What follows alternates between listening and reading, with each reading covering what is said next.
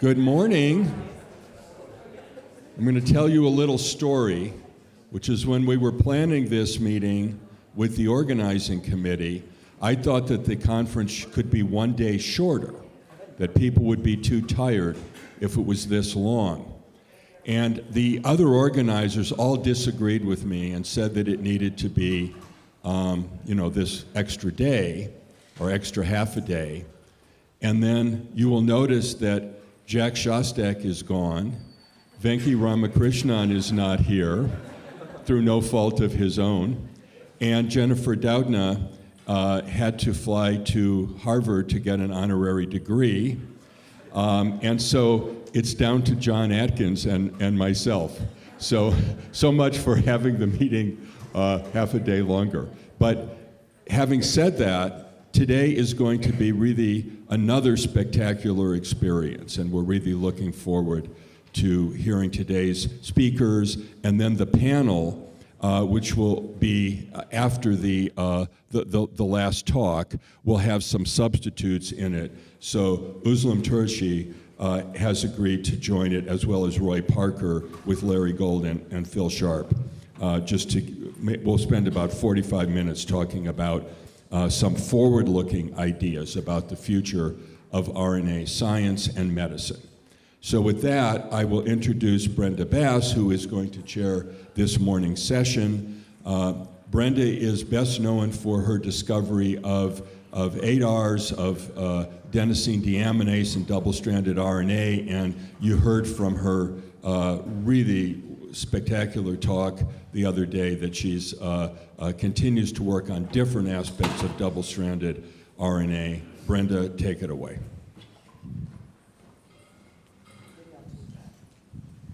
Thank you very much, Tom, and welcome everybody to the very last day of what we've all come to call the best meeting we've been to in a long time, a once-in-a-lifetime experience. So our topic this morning is the future world of RNA. It goes up without saying that we're all thinking about this. Some of you know I'm co-chairing a consensus report, an Academy's consensus report with TJ Ha, thinking about, in the future, should we provide resources to develop technology where we could sequence an RNA, one RNA from end to end, and all of its modifications. If anybody has opinions on that, please find me. We have three wonderful speakers this morning, and I am going to introduce them one by one, I think. I will tell all the trainees I have known Adrian and Roy since I was a graduate student. So some of the people you're meeting here, you probably will know for the rest of your career. So Adrian Krainer is at Cold Spring Harbor Laboratory. He's recognized for laying the groundwork for our mechanistic understanding of RNA splicing and the development of mechanism-based therapeutic applications, such as Spinraza, which is the first approved drug for spinal muscular atrophy, and I think most of us probably know about this. So, Adrian, please tell us more.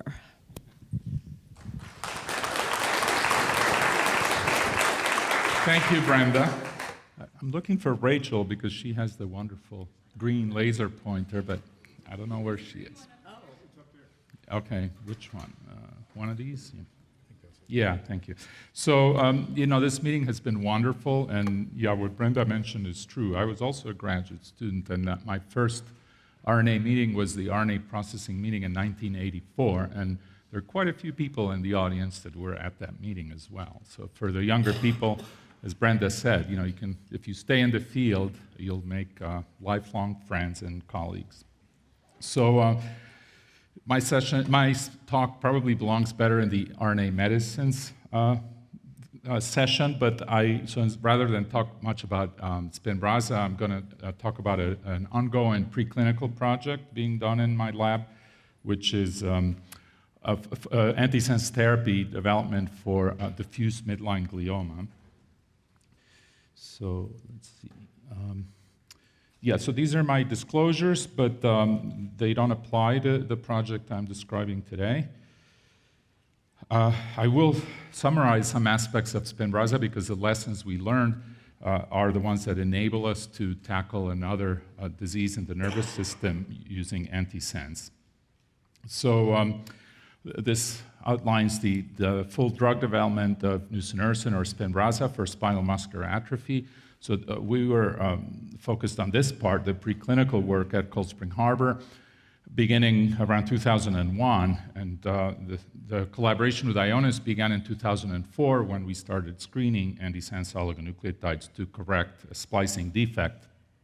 And both Ionis and then Biogen sponsored clinical trials that lasted 5 years, and at the end of 2016, the drug was approved by the FDA, and since then it's been used to treat over 13,000 SMA patients, saving many lives and improving quality of life.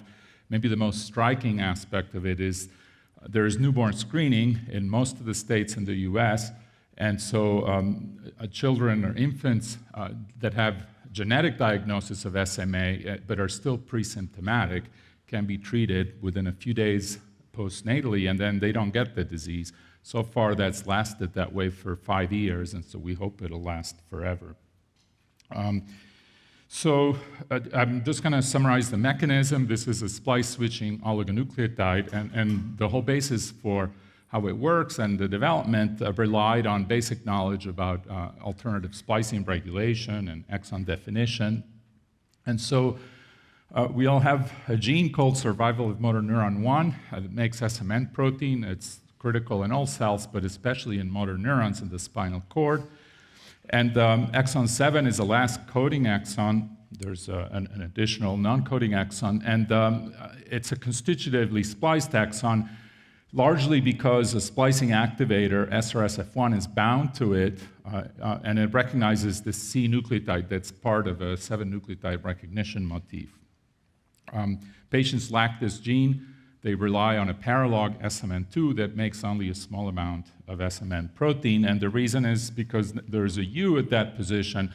That by itself doesn't change the amino acid. It's a synonymous mutation, but it messes up splicing because this splicing activator is no longer bound. The exon is largely skipped during splicing, and so it's more subject to the influence of a splicing repressor, HNRMP-A1. So Spinraza acts by occupying the site, the silencer, and the intron to which HNRMP-A1 normally binds. And so now it's possible for the spliceosome to recognize the splice sites and utilize exon 7 efficiently. So Spinraza is an 18-mer, and the sequence that it binds is only present in this intron in SMN1 or SMN2, but it's nowhere else is there a perfect match in the genome. So that makes the drug very specific, and that's kind of the basis of the design of antisense oligonucleotides. So this is an RNA-targeted therapeutic, obviously, but it's also an RNA with chemical modifications. And so there are 3 chemical modifications present uniformly. They're extremely important, all of them. Sulfur in the backbone, the phosphorothioate backbone, allows protein binding, for instance, to albumin, to receptors on the cell surface, so that facilitates endocytosis and micropinocytosis uptake. The 2'-methoxyethyl group here makes the oligos pretty much impervious to nucleases, and that also promotes tighter binding to the RNA target. And because it's not DNA, when it binds to the RNA target, it doesn't elicit cleavage of the RNA strand by RNase H. And finally, the cytosines are methylated at the 5' position because this was found to abrogate innate immune response to nucleic acid. So that's analogous, if you will, to the pseudouridine modifications in messenger RNA. So with those 3 modifications, the oligos are very stable, and they are more drug-like. And so unlike the medicines that were discussed yesterday, this doesn't require formulation, so no lipids or lipid nanoparticles. At least in certain tissues, it can be delivered, and it's taken up by endocytosis and micropinocytosis. So in the clinic, it doesn't cross the blood-brain barrier, so in the clinic it has to be delivered directly to cerebrospinal fluid. This is done by lumbar puncture. In the mouse work, we did it by intracerebroventricular injection. So CSF circulation takes the drug to all the spinal and brain tissues. And fortunately, there's a very long half-life of the drug in the CNS, about 6 months or so, and that means that patients only need to receive the drug 3 times a year. Those are the maintenance doses. Currently, the dose is 12 milligrams. So how do oligos end up distributed in the CNS? And so there are some studies of biodistribution showing that the distribution depends on the location and the volume of the bolus that's administered intrathecally. And then there's pulsation-assisted convectional transport of the drug, and these pulsations reflect the heartbeat and breathing, and they just help propagate the drug along the CSF space. And then there is transport from CSF into the neural tissue parenchyma throughout the spinal cord and the brain, followed by receptor-mediated endocytosis and/or micropinocytosis. Interestingly, in the non-human primate studies, only a small fraction of the drug, about 4%, behaves like this, and the vast majority is cleared with CSF into the blood, but the half-life in peripheral tissues is much less, about 20 days in the liver, for example. So there's transient accumulation in the liver kidneys, but the drug is quickly eliminated in the urine. So that 4%, however, maybe is able to act over time. Maybe there's a reservoir effect. Probably only a small proportion of that makes it all the way to the nucleus of the cell, which is where we want it. But basically, this is sufficient to drive the phenotype changes we wish to have. So all these properties help us think about what else we can do in neurology. So there's a lot of activity in academic labs, in industry. There's lots of projects. I think in particular splice switching oligos, because splicing is so prevalent, can be used in very versatile ways to upregulate, to downregulate, to switch isoforms, etc. So I'm just going to spend the rest of the time describing one ongoing project in my lab for DMG. So this refers to tumors that arise in the midline, including the thalamus, the midbrain, and the pons. So these are deep brain structures that are not accessible for surgical resection, and chemotherapy is not effective. Focal radiation is the first-line therapy, but it really doesn't do very much, so there's a 5-year survival rate of less than 1%, and this affects mainly children and adolescents. It's very devastating. The subset of DMGs that occur in the pons are called diffuse intrinsic pontine gliomas, and those are the ones that we're focused on. There are about 300 new DIPG cases per year in the US alone, and about 80% of these patients have the same recurrent mutation. So this is a somatic mutation, heterozygote. It's dominant, and it's an A to T change in the non-canonical histone gene H3-3A. And the nomenclature for histone genes recently changed. Used to be H3F3A. So the change results in lysine 27 becoming a methionine. So obviously it cannot undergo trimethylation or acetylation, but beyond that, it inhibits K27 trimethylation of the wild-type H3 histones, the wild-type allele and the paralog gene products.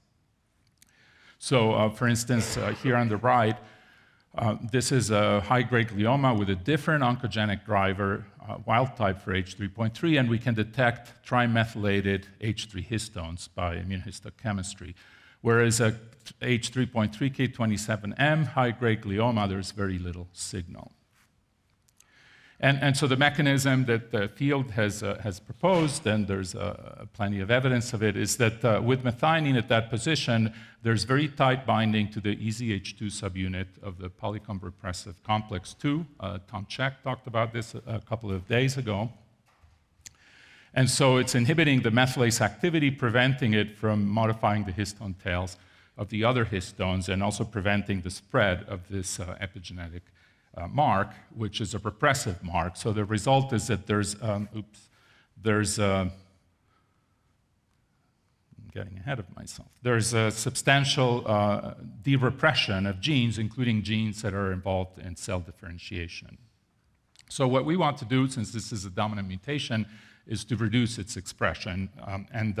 Ideally, we would like to do this in an allele-specific manner. And so we have to consider what are the paralogs and the wild-type allele. And also, we don't want to have toxicity in normal tissues. And so, obviously, histone genes are important. Fortunately, there's plenty of sequence divergence shown in blue. Here's a mutation. And perhaps most importantly, H3.3 is coded by two different paralogs, H33A and H33B, 100% identical protein. But at the nucleotide level, there's enough sequence divergence that we can target oligos and expect to see at least gene-specific knockdown. With a single mismatch here, whether or not we can achieve allele-specific knockdown is another story. However, Terry Magnuson's lab showed in mice for the paralogs that the single knockouts are healthy and fertile. So it's only double knockout mice that are embryonic lethal. And so these genes evidently are redundant, and hopefully that is also true in human. So you see also that the canonical histones 3.1 and 3.2 are encoded by multiple genes. So altogether there's 15 autosomal genes for a total of 30, and then with one mutant allele, it's enough to mess up the histone marks, the K27 trimethylation of the 3 proteins encoded by the other 29 genes. So it's super dominant in a way. So the first approach we decided to use is an RNase H gapmer design. And the reason for it is that the first mouse model that we had access to depends on cDNA, so splicing was not an option at that point. So let me explain the gapmer designs. So these are oligos that have wings that are modified in the same way as Spinraza. These are typically 5 nucleotides long, and then the center 10 nucleotides is DNA-like, so it's 2' deoxy. But there is phosphorothioate throughout. And so when this finds its target, then it recruits RNase H in the nucleus, and so this will cleave the RNA, which then is fully degraded. So in effect, we're reducing the levels of H3K27 mutant protein. And so the work, all the data I'm going to show were generated by a very talented student, Chan Zhang, who's graduating in about a month. Later, Lucia Yang, who's an MD PhD student, joined this project, and Yingshu Liu is a technician who helped with mouse experiments. And the reason we started working on the IPG is because we were encouraged to do so by Kathleen O'Connell, who lost her son to the IPG. Jay Lombard is her friend, who's also a neurologist. So this is how we designed oligos. We positioned gapmers across the mutation such that there's a perfect match to the mutant allele and a single mismatch to the wild type to see if some of these might give allele-specific knockdown. However, we also tested other oligos that would not be expected to be allele-specific. Again, I remind you that there's another gene, H33B, so we're not too worried about that. And so some of the screening was done by co-transfection into HeLa cells with mini-gene reporters using lipofectamine, because cells in culture are not great at taking up oligos by the process I mentioned earlier. And so, so we have either wild-type or mutant mini-gene reporters, and then here it's fairly high concentration, 100 nanomolar of these various ASOs, and you can see, for instance, ASO 5 and 6 are giving almost complete knockdown of both alleles. But if we look at the dose response curve with ASO 5, we see that there's preferential knockdown of the mutant allele, and there's an almost fourfold difference in IC50. So more relevant to what will happen in vivo is gymnotic delivery, or that is free uptake. In cell culture, this requires a very high drug concentration, but it's a better surrogate than a lipofectamine transfection. And so what we're testing here are patient-derived neurosphere cultures that we obtained from Michel Mange at Stanford. And so these are exposed to, I think it's 4 micromolar ASO for 5 days. And so here by RT-qPCR, we see that H33B is not affected, but H33A, in this case the mutant, is substantially reduced. And if we look at the protein level, we see a significant decrease of K27M. This is a Western with an antibody specific for the mutant protein. So these 2 oligos do that. The control oligo with scrambled sequence does not. And consequently, there's an increase in trimethylated H3 histones. There's an effect on cell growth. So this is treatment in the presence of a control oligo versus the lead oligo. We see that the cells stop dividing. And also they change in morphology quite substantially. They have these neurite-like extensions suggesting that they're beginning to undergo some sort of differentiation. So next we wanted to test these in vivo. And so this model is fairly complicated, so bear with me. It's called RCAS-TVA. The platform, the system was developed by Eric Holland many years ago. This is an avian retrovirus vector into which one can clone various cDNAs. Most importantly, the human H33A mutant cDNA, or the wild type as a control. Because we want to get tumors rapidly, we also put another relevant oncogene, PDGFB, and we also take out both P53 alleles, a tumor suppressor. And so those are floxed alleles in this mouse strain where P53 is under the control of the nestin promoter. Nestin is expressed in neural stem cells and neural progenitor cells. And here, nestin also drives TVA, which is the receptor for the avian virus that otherwise won't infect mammalian cells. What else do we? So we have Cre and we have luciferase, so we can track the tumors. We pool these viruses after packaging. We inject them at the correct region of the brain in this mouse strain at postnatal day 3 to 5.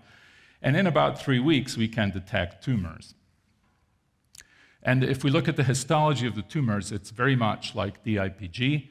The tumor lesions, which is the right column, have plenty of K27M mutant protein. This is detected with a flag tag. And although there's increased cellularity, the proportion of cells that are trimethylated at the K27 position of H3 histones is reduced. So we've done this. We get tumors in about 3 weeks, of which we can detect by the luciferase expression. And at that point, we inject the oligo. And we start out with a pretty high concentration, close to the maximum tolerated dose, just to see if it works. So this is 500 micrograms intracerebroventricular injection using stereotactic equipment. So this will delay tumor growth. It doesn't completely block it. The tumors look quite different, as you'll see.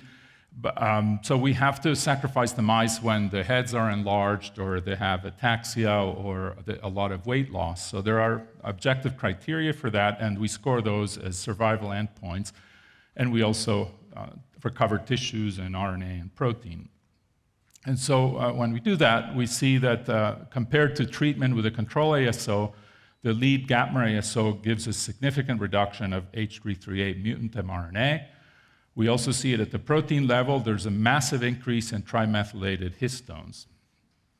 And this is enough to give us a 50% increase in survival.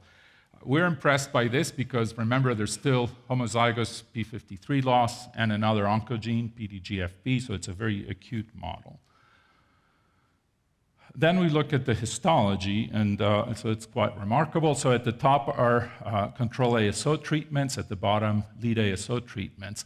In red is Ki67, which is a proliferation marker. So there's lots of proliferating tumor cells, but at the bottom, there's a lot fewer. And then in green, we have 3 markers of glial and neuronal differentiation, GFAP for astrocytes, NU-N for neurons, and MBP for oligodendrocytes. And we see plenty of differentiated cells after ASO5 treatment. So this is one of the desired outcomes. You want the tumor cells either to die or to senesce or to differentiate, terminally differentiate. And so we know that these are tumor-derived cells, at least many of them, because we can double label them with HA tag, that's in red, and that's present in both CRE and PDGFB, and so we see colocalization with these differentiation markers, so we know that they derived from the tumors. Also, these differentiated cells have recovered K27 trimethylation. Now in red is the trimethyl K27. So next, we wanted to use another mouse model, and that is an orthotopic xenograft. So we take the patient-derived tumor cells. First, we transduce them with luciferase cDNA so we can track tumor growth, and we orthotopically inject them into a fourth ventricle of newborn mice. In this case, this is an immunocompromised mouse so that they can accept the transplanted human cells. With this particular DIPG cell neurosphere culture, we observe tumors in about 3 weeks again, and then we do a single oligo injection. Now, because these mice are more feeble, they only tolerate 200 micrograms ICV, but otherwise we record the same endpoints. And again, there's a significant increase in survival. It is less, and that may be because we were forced to use a lower dose, or it may also be because these are deadly tumors that have already killed the patient, and so surely they have accumulated other genetic lesions. Be that as it may, we can follow the tumor lesions, and we see a reduction in mutant H3.3a mRNA. If we look at, if we don't distinguish wild type and mutant alleles, there's less of a reduction, so there's, again, some evidence of allele specificity. H3.3b is unaffected, so that still can code for the wild type histone. And the endogenous, the mouse genes, the paralogs, are also unaffected because of sufficient sequence divergence. At the protein level, we have a really complete loss of the K27 mutant protein in the tumor lesions, a massive reversal of the K27 trimethylation, it's recovered, and then the 3 differentiation markers I noticed are highly elevated. And if we look at the histology, it's very much like in the previous model. Fewer proliferating cells here at the bottom and lots of differentiated cells of the 3 types. And I don't have time to show you double labeling, but we've done that as well, indicating that these cells derive from the tumors. So to summarize this part, the treatment is basically blocking self-renewal of the tumor cells by reducing H3K27M mutant protein, and that promotes gliogenesis and neurogenesis into astrocytes, oligodendrocytes, and neurons. And this work was very recently published in Science Translational Medicine, if you want to check. And finally, I want to acknowledge people in the lab, some of whom are shown here, including Lucia Yang and Yingshu Liu, but especially Chan Zhang, who didn't make this picture, but she's here, and then our sources of support. Thank you, and I'll be happy to take your questions.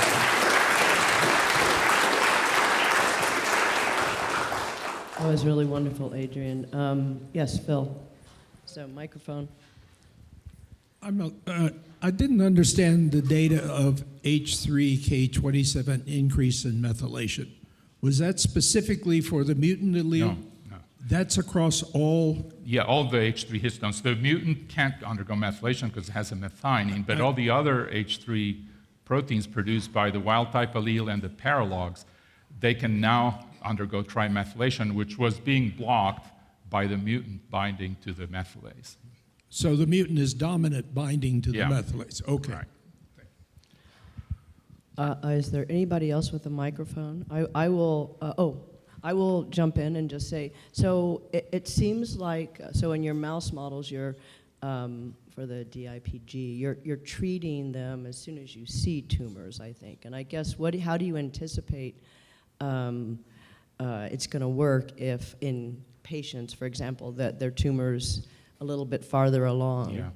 Right. Well, so these tumors are detectable 3 weeks. I mean, they're growing very rapidly compared to what would be realistically occurring in the clinic. So patients show up in the clinic when they start having neurological symptoms. And the first-line therapy is focal radiation, which doesn't do much, but I think we would probably do that in combination with focal As radiation. soon as you could. Yeah, and so we're talking to Oren Becker, who's a clinician. He's the one who gave us the mouse strains and the vector, and we're discussing doing combined therapies in the mouse models of focal radiation that his lab does with the drug and see if there's a synergy there. And I think for any cancer therapy, it's good to think of combined treatments. Yep. In the Question back. here, yeah. The RBFox3 novel site, or the new site that pops up, is really interesting. Do you think there are actually more people with H3K27M mutations that are that arise but are buffered by expressing NUN or RBFox3?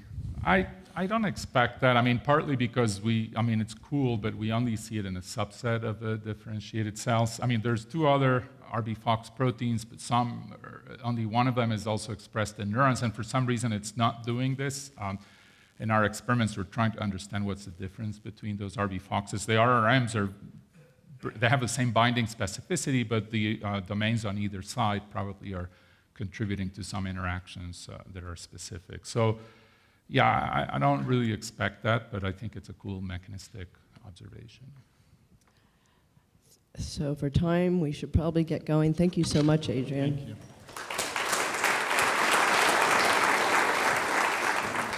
So our next speaker, and I think maybe the last one before the break, is that right, is Jason Chen. We all heard from Jason on the panel last night, and he beautifully explained to us what synthetic biology is, and I think we're going to hear some more about that. Jason and his lab have pioneered the development and applications of methods for reprogramming the genetic code in living organisms. And these approaches often involve the site-specific incorporation of unnatural amino acids. And although this is the first time I have met Jason, I was very happy to get to sit with him in a dinner the other night, and I think we're in for a very fascinating talk. All right. Excellent. Multifunctional. That's why we have two hands, right? So thank you for the invitation to talk. It's been a fantastic week. It feels like I've been here forever.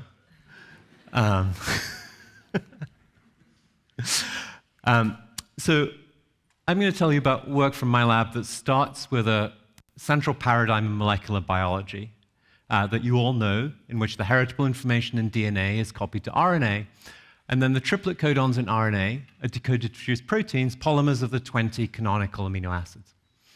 And we've been interested for a number of years in asking whether we can expand this paradigm such that heritable information in DNA is used not just to encode the synthesis of proteins, but to encode the synthesis of polymers composed of non-canonical building blocks beyond the canonical 20 amino acids. So why might we want to be able to do this? Well, if we think about synthetic chemistry, we're able to make things from a wide range of chemical building blocks, okay? But we have very little control over the sequence of the polymers that we can build. So for example, we can make PVC, or we can make polystyrene using different chemical building blocks, represented here by different color stars. But we can't program the sequence of these chemical building blocks. In contrast, we can make proteins. We can encode the sequence of proteins. And we know that proteins also fold up and perform a spectacular range of functions. But our ability to make these is limited to first approximation, the canonical 20 amino acids that biology uses. So what we'd like to do is to ask, can we combine these approaches and turn cells into living factories that allow us to encode the synthesis of entirely non-canonical polymers, in which we access at least some of the diversity of synthetic polymers, but we're able to control the sequence in exactly the same way that biology controls the sequence of proteins. And we believe that in this sequence space, if we could do this, that we could access classes of molecules that we could biosynthesize in cells, have cells as living sustainable factories to produce, that had a whole range of properties that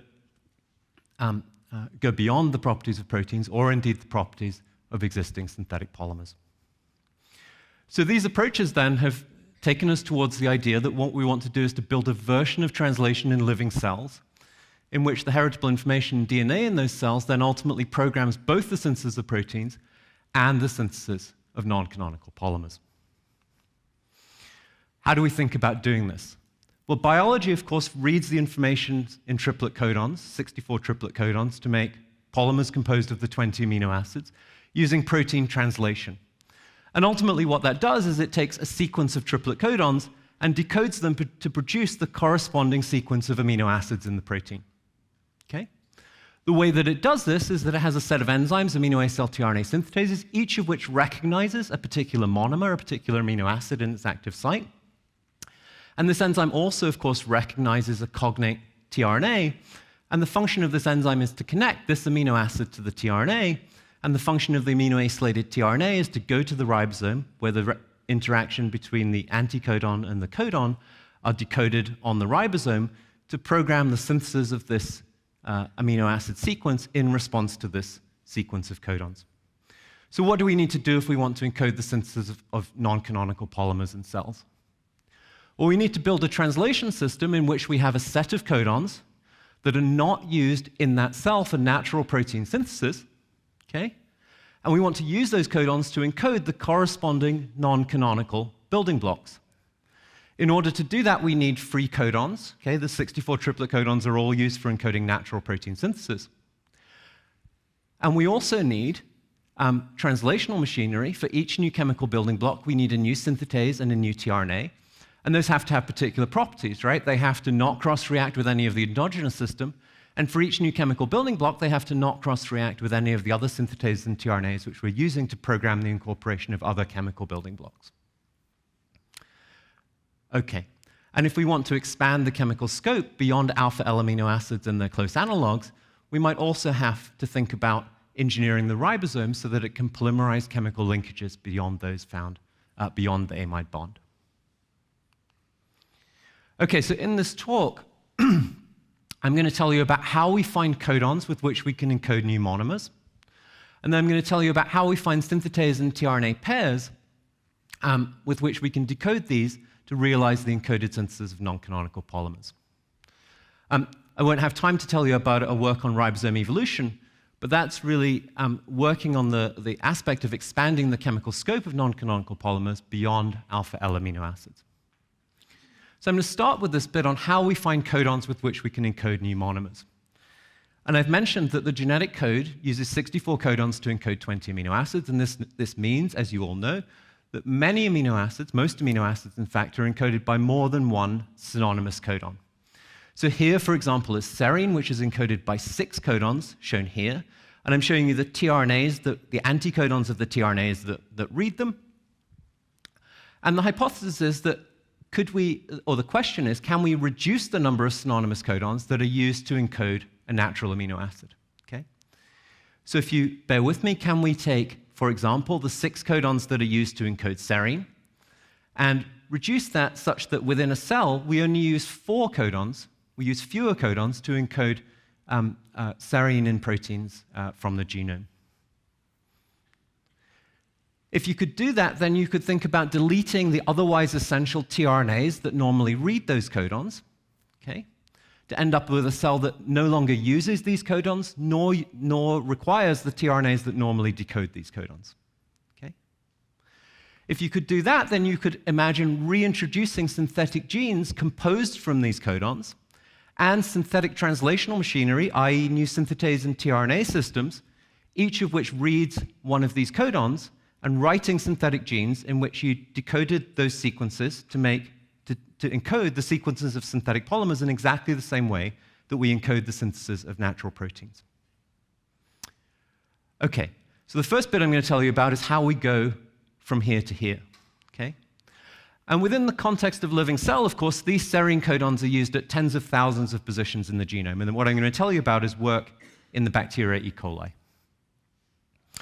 So at every one of these tens of thousands of positions, we have a choice, right? If we want to take 2 of these synonyms out, and we want to still have serine in the protein, we need to replace those codons with synonymous serine codons, right? So we have a choice at every one of those positions of 4 different codons that we could choose. We know that synonymous codon choice matters. We know that it controls protein expression levels, in some cases co-translational folding, etc. So, and we know that actually if we sample to completion tens of thousands of positions for different choices, there's an astronomical number of theoretical genomes that we might need to sample. Okay? We don't know the rules for how to solve this problem. So one hypothesis, or one approach, is to say, can we test defined recoding schemes? And what that means is instead of choosing unique solutions at every position where a synonym occurs, what to replace it with, we simply say, I'm going to take, every time there's a TCG, I'm going to replace it with an AGC, for example. Okay? So this is like a find and replace in a word processor, right? We're saying, okay, I have a word, I'm going to replace it with a synonym throughout the book, and then I'm going to say, does the book still make sense? And then I'm going to pick another synonym. And I'm going to do this until I find a set of synonyms that basically makes the entire book still make sense. Okay, so what we have is a set of defined recoding schemes here. Okay, and this is now a problem that we can sample to completion, right? Because this massively contracts the number of possible sequence space that we have to explore. So what we did was we then empirically tested those recoding schemes, okay, on a defined 20 kilobase region of the genome, rich in essential genes containing proteins expressed at many different levels, et cetera, et cetera. Okay? And what I'm going to show you is data where these are the positions of these codons along this region of the genome, shown in red. And what I'm going to show you is after we do recombination, where we try and introduce the synthetic DNA containing these codon changes into the genome, we're going to sequence lots of clones, and we're going to add up for each of those codon positions whether we have the wild-type codon or the synthetic codon. Okay? And what I haven't told you is that there's actually, in the system that we're using, there's recombinational crossover that allows us to map. We get crossover, and that allows us to map whether at any given position a synthetic codon or a natural codon is preferred. So let me just show you what that data looks like. So here you can see an example where the cell is perfectly happy to have the synonymous codon replacement at all of the positions that we're targeting, right? Here's an example where this recoding scheme fails catastrophically, right? It just doesn't like these synonymous substitutions. Okay? Here's two examples. You know, these differ in a single base pair, but it hates this and is perfectly happy with this. Okay, so this is empirically defining synonymous substitutions that work, and they work, in this case, they work pretty much everywhere we try them. Here's an interesting example. Here's a single position that fails. Okay? And this is a feature of the method that we developed to do this, is it allows you to precisely map actually where synonymous codon substitutions don't work. And this allows you to generate a hypothesis that if we change this synonym to another codon, we ought to be able to repair this recoding scheme. Okay? And that actually works. We do the experiment again with one substitution, and now we can get a recoding scheme that actually works perfectly. Okay. So these approaches allow us to define synonymous recoding rules that work, defined rules that work, and rules that we wouldn't want to continue with because we know they don't work. Okay? So now what we want to do is to take this approach and ask, can we build an entire synthetic genome using these rules? So here's that one of those simple rules that I showed you in terms of synonymous codon substitutions. And that, plus one other thing, which is to separate out open reading frames that overlap so that we can change the sequences of them independently, are the only two things that we're going to do in our design of a synthetic genome. Okay? And so in a computer, we can very quickly, from those rules, write down the sequence of such a synthetic E. coli genome. This is the 4 million base E. coli genome. Every one of these red bars is something like 18,000 synonymous codons that we're changing in this experiment. And here in the gray, we're showing you the positions where we're separating out overlaps between those genes. Okay, fine, anyone can write down a sequence in a computer, but you actually have to go and build the thing in reality, so how are you going to go and do that? And so the way we think about this is we think about going backwards from the genome that we want to make through a so-called retrosynthesis. We imagine breaking this down into half megabase sections. Each of these half megabase sections, we then imagine breaking down into 100 KB fragments. Each of these 100 KB fragments, we then imagine breaking down into 10 kilobase stretches. And then this is on the scale that we can either assemble these directly from in vitro assembly methods or, in fact, just buy 10 kilobase stretches. And then in the forward direction, we use homologous recombination in yeast to assemble this back yak. And we've actually developed methods that allow us to then move that yak back into E. coli, excise using CRISPR-Cas9, this 100 kilobase region, and then integrate using a lambda-red recombination system into the genome. And we set this up, and that's the method, in fact, that I used when I showed you the 20 kb replacements. Okay. We set this up in such a way that we can iterate it, so we can essentially walk in 100 kilobase steps around the genome using positive and negative, alternating positive and negative selections to walk in each step. And that allows us to build a half megabase section of the genome in a single strain. We then do that in 7 to 8 strains and then use essentially versions of conjugation to combine those partially synthetic genomes from different strains into a single synthetic genome in a single strain. Okay. So this allowed us to build this entirely synthetic genome within the context of a living E. coli bacteria. We developed methods that I've touched on briefly.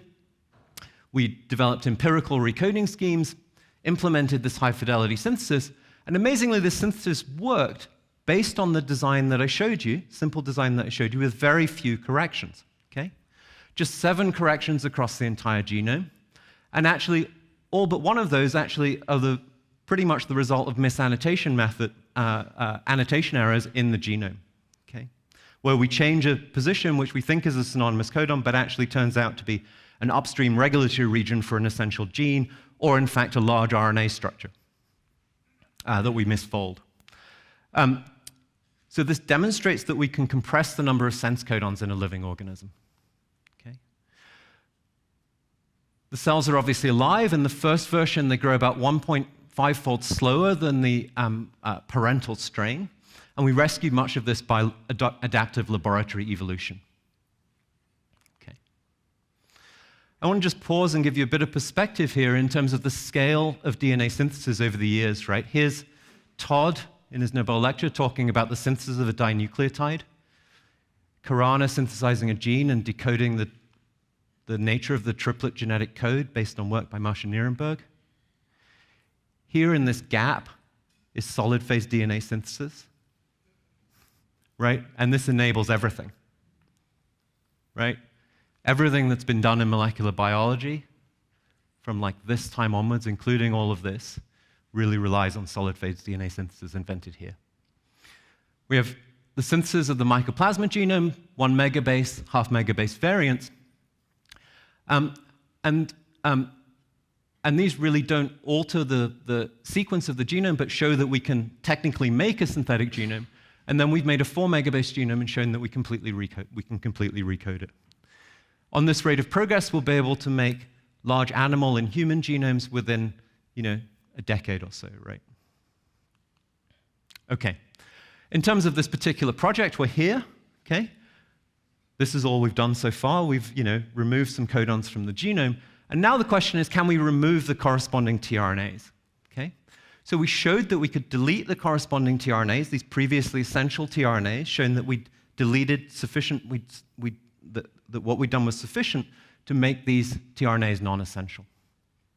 Now, if you think about this, we now have a cell that doesn't read all the triplet codons in the genetic code, okay? And that means that it will be unable to read genes horizontally transferred to the cell that use the canonical genetic code that contain the full set of triplet codons. And that has some consequences in terms of both horizontal gene transfer and viral resistance. So a hypothesis is that such a cell will be resistant to the production of viruses. So here's an example of T6 phage. You can see that it contains many examples of these triplet codons. And the hypothesis is that you'll get ribosomal stalling on these triplet codons by the inability to translate through them. I'll show you one bit of data on this. Here's a cocktail of phage, including lytic phage. Here's essentially parental cells. After 4 hours with the phage, you get lysis of the phage. After the tRNA deletion, so that you're unable to read the code and make the viral proteins, you can see that we don't get lysis of the cells. Okay? There's a variety of permutations of these types of experiments that we've done, including generating completely orthogonal codes so that cells can't do horizontal gene transfer in either direction. Okay, what about reassigning these codons to actually realize polymer synthesis? Okay? In order to do this, we need these new synthetase and tRNA systems that I told you about. And of course, there's a whole field of genetic code expansion that deals with incorporating non-canonical amino acids into proteins. This is work pioneered by Pete Schultz, at least in vivo, where you develop synthetases and tRNAs where the synthetase recognizes non-canonical amino acid by virtue of engineering of the active site. You have an AMBER stop codon in a gene that ends up in the message at a defined position. This is an AMBER suppressor tRNA. You decode this AMBER stop codon to program the incorporation of this amino acid. And hundreds of amino acids have been incorporated using these approaches, all sorts of biochemical and cellular applications in terms of understanding biology. But really, we have single synthetase tRNA pairs that we can incorporate single amino acids at a time into a protein. Okay? And so what we need, of course, are multiple systems that we can use together to do this.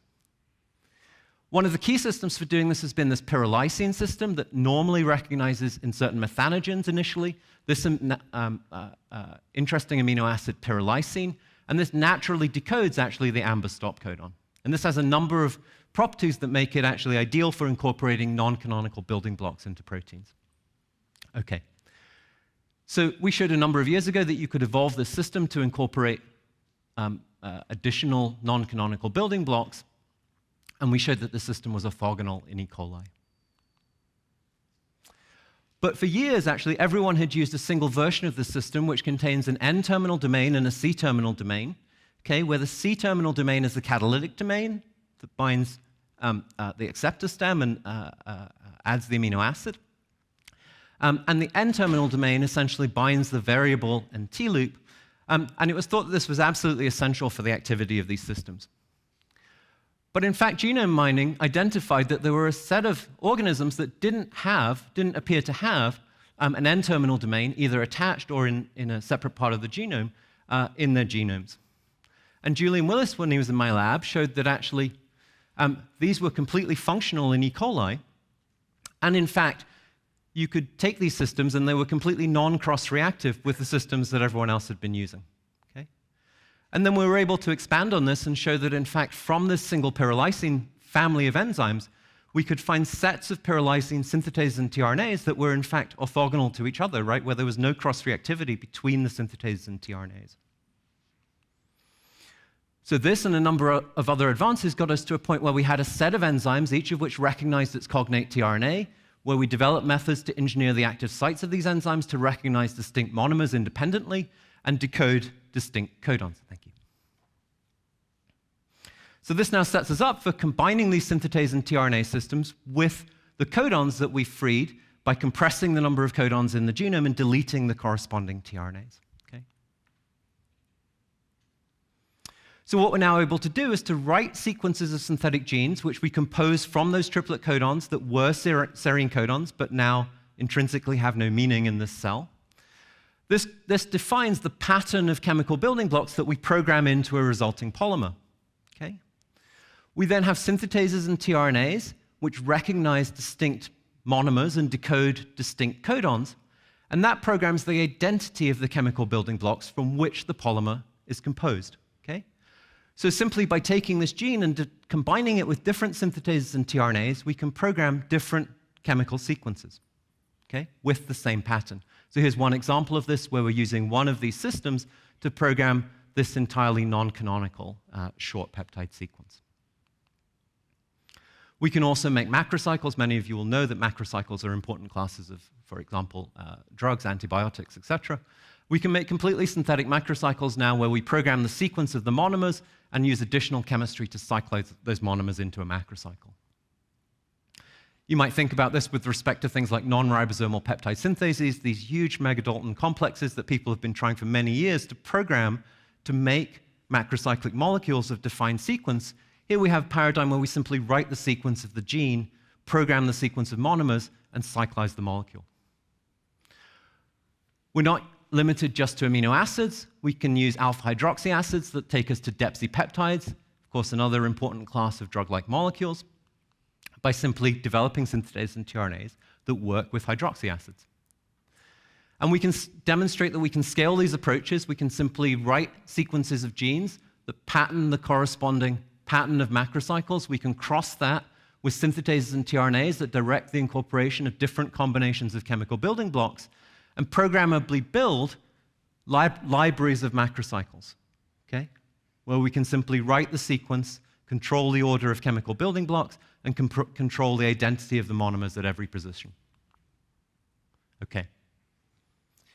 So what I've shown you is that we can take natural cells that use the natural translational machinery by rewriting the, compressing the genetic code. We can free codons that we can then use within synthetic genes to program the synthesis of non-canonical polymers. We can do that by engineering synthetases and tRNAs to read these free codons and incorporate different chemical building blocks in response to those codons. And of course, some of the things we're working on now are engineering both the ribosome and synthetase and tRNAs to expand the chemical scope of the monomers from which we compose these polymers. Okay.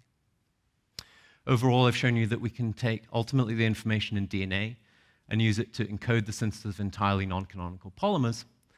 And we're interested in asking, in the longer term, if we think about this as a foundation for encoded synthesis of materials and sorts of molecules that we might want to use, right? And these are now, if we think about being able to make useful molecules with these, being able to do this in a scalable way, and accessing many, many new functions through these approaches, we also want to think from the beginning how we might also break those polymers down into their constituent chemical building blocks, which we could then reuse, recycle to make the same polymer again, or indeed encode another polymer from the same chemical building blocks. Okay. And with that, I'd just like to thank the people in my lab who have done this work over a number of years, many of whom have their own laboratories and are doing fantastic things, which is, as you all know, it's amazing just to watch what people do when they leave your lab, and that's kind of one of the most exciting things about doing science.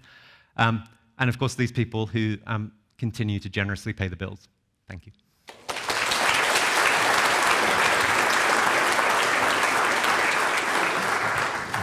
Okay, first question for Jason. Fascinating and great fun. But how do you get the non-canonical amino acids into the cell? In E. coli, most of them actually just go, so people worried about this a lot early on, and the reality is most of them just go in. So sometimes you spend a lot of time worrying about stuff, and you do the experiment, right? That's the one thing I learned pretty early on. Sometimes you just do the experiment, and you get a break. What's that? It's amazing what you can eat. So there are some tricks. In some cases, you can. So many amino acids go in. Many non-canonical monomers and amino acids go in directly. In some cases, you can take advantage of the permissivity of dipeptide transporters to make dipeptides and get particularly difficult compounds in that way. Yeah, this is really cool. Two questions. One is, can you comment at all on the kind of constraints on compressing the codon space? Do you think that was driven by having the full tRNA repertoire in the cells? And then second, have you thought about doing any kind of evolutionary selection experiments in these cells now that you're able to program specific biopolymers? Right. Okay, so the first question was about constraints on the genetic code. So I'll go with that one first, and then I'll see if I can remember the second one when I get to the end of that. There's lots of discussion in theoretical and practical discussion in literature about, the structure of the code and the relationship between codons and what that means in terms of errors, etc. How you move between how many mutations you are away from a similar or different sequence. And of course, as you start to rearrange and permute the structure of the code, right, you're also changing the relationship between codons and the things that they encode.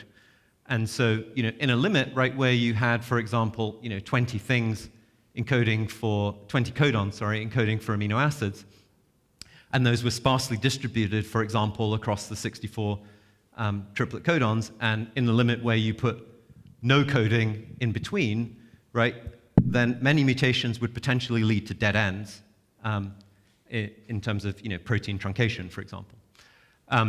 so I think there's definitely in the limit some relationship there, right, between the structure of the code and fidelity and robustness to mutation is ultimately what I think the argument would be. So I think that's point one. Do I have enough time to answer the second question, or are you gonna can it? I think you kept on time, right? Is that right? Okay. Go for the second question. And then So the second question was about direct selection for function in. So yes, I think that's an interesting experiment because now we can biosynthesize in vivo, and so you can now imagine, one of the simplest experiments you can imagine is that you would build, for example, a 2-3 whatever hybrid type system where, as a version of some protein interaction, you had a transcriptional readout that was an antibiotic resistance gene or whatever, turned the cells blue or green or whatever, right? And you then biosynthesized in those cells a library of molecules, and you looked for enhancers of protein interactions or inhibitors of protein interactions, depending exactly what the readout was, right? So I think you can now begin to think about doing those types of experiments. So this is a question about the recodings that fail. So when recoding fails for a non-trivial reason, misannotation or whatever, when it fails, why? Do you have any insight into why it fails? So the short answer is no. The slightly longer answer, which is not an answer to the question, is that we would like to learn by having enough examples of that and trying to see if we can see patterns. But in the current state, we have too few examples to build models. My question is kind of related, but I'm having anxiety about codon optimality and billions of years of evolution to get there, and what you do when you get stuck, and you might want to frame shift to get out of getting stuck. And so how much have you pushed these strains to see how they can deal with the stresses of life beyond phage infection? I would say we haven't pushed them to deal with any stress. These are laboratory strains that we've had in laboratory, and we haven't. You haven't poked them yet. We haven't poked them. I mean, do they divide the same time? Things like that? So the the doubling time or the growth rate of the original just purely designed strain was about 1.6 times slower than the parental strain. And then we did adaptive laboratory evolution and rescued most of that growth rate. Do you want to have the last question by John here? You've incredibly made an E. coli genome in which you've reduced the number of serine codons from 6 to 4. If you look at wild-type E. coli and this strain, is there any difference in growth rate or anything about is it a disadvantage to have only 4 codons for serine rather than 6? Yeah. So when we just do the original design phase, it grew about 1.6 times slower, 1.5. Oh, that's a different. Well, there's a different experiment where you mix the two, right? That's a different. So we haven't done that experiment, right? But the experiment we've done is to simply measure the doubling time of the 2 strains in parallel. But that's all the different recoding events in one pot, right? It's not just the serines. So that's the serines plus stops. Yeah. So we've taken the recoded strain, as I described to you, which is compressing the number of serine codons from 6 to 4, but also removing the amber stop codon and replacing that with a TAA stop. So that's the final strain, and the comparison is between that final strain and the original strain. So just based on the design, the final strain is doubling 1.5, 1.6 times slower, right? And then we do adaptive laboratory evolution on the final strain, and we rescue most of that growth rate.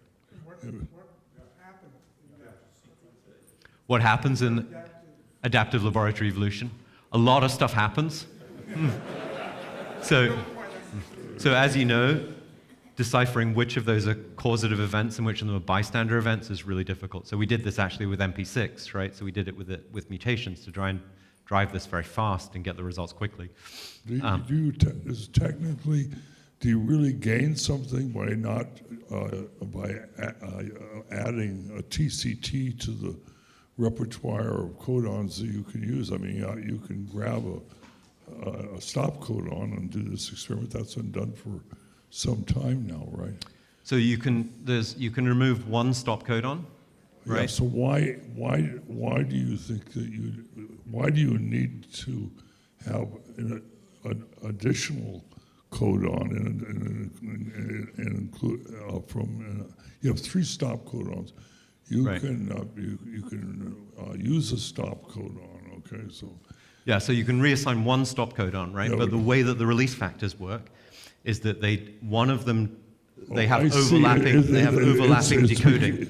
It's because I get it. Right, so the It's because you specificity of- cannot put Specifically, 15 RF1 and on- RF2 mean that you can only remove one of the stop codons, Yeah. and you can't remove the stop codon that's decoded by both release factors. 20 minutes from now, just about. 11 o'clock. Okay, so let's please thank our speakers and this.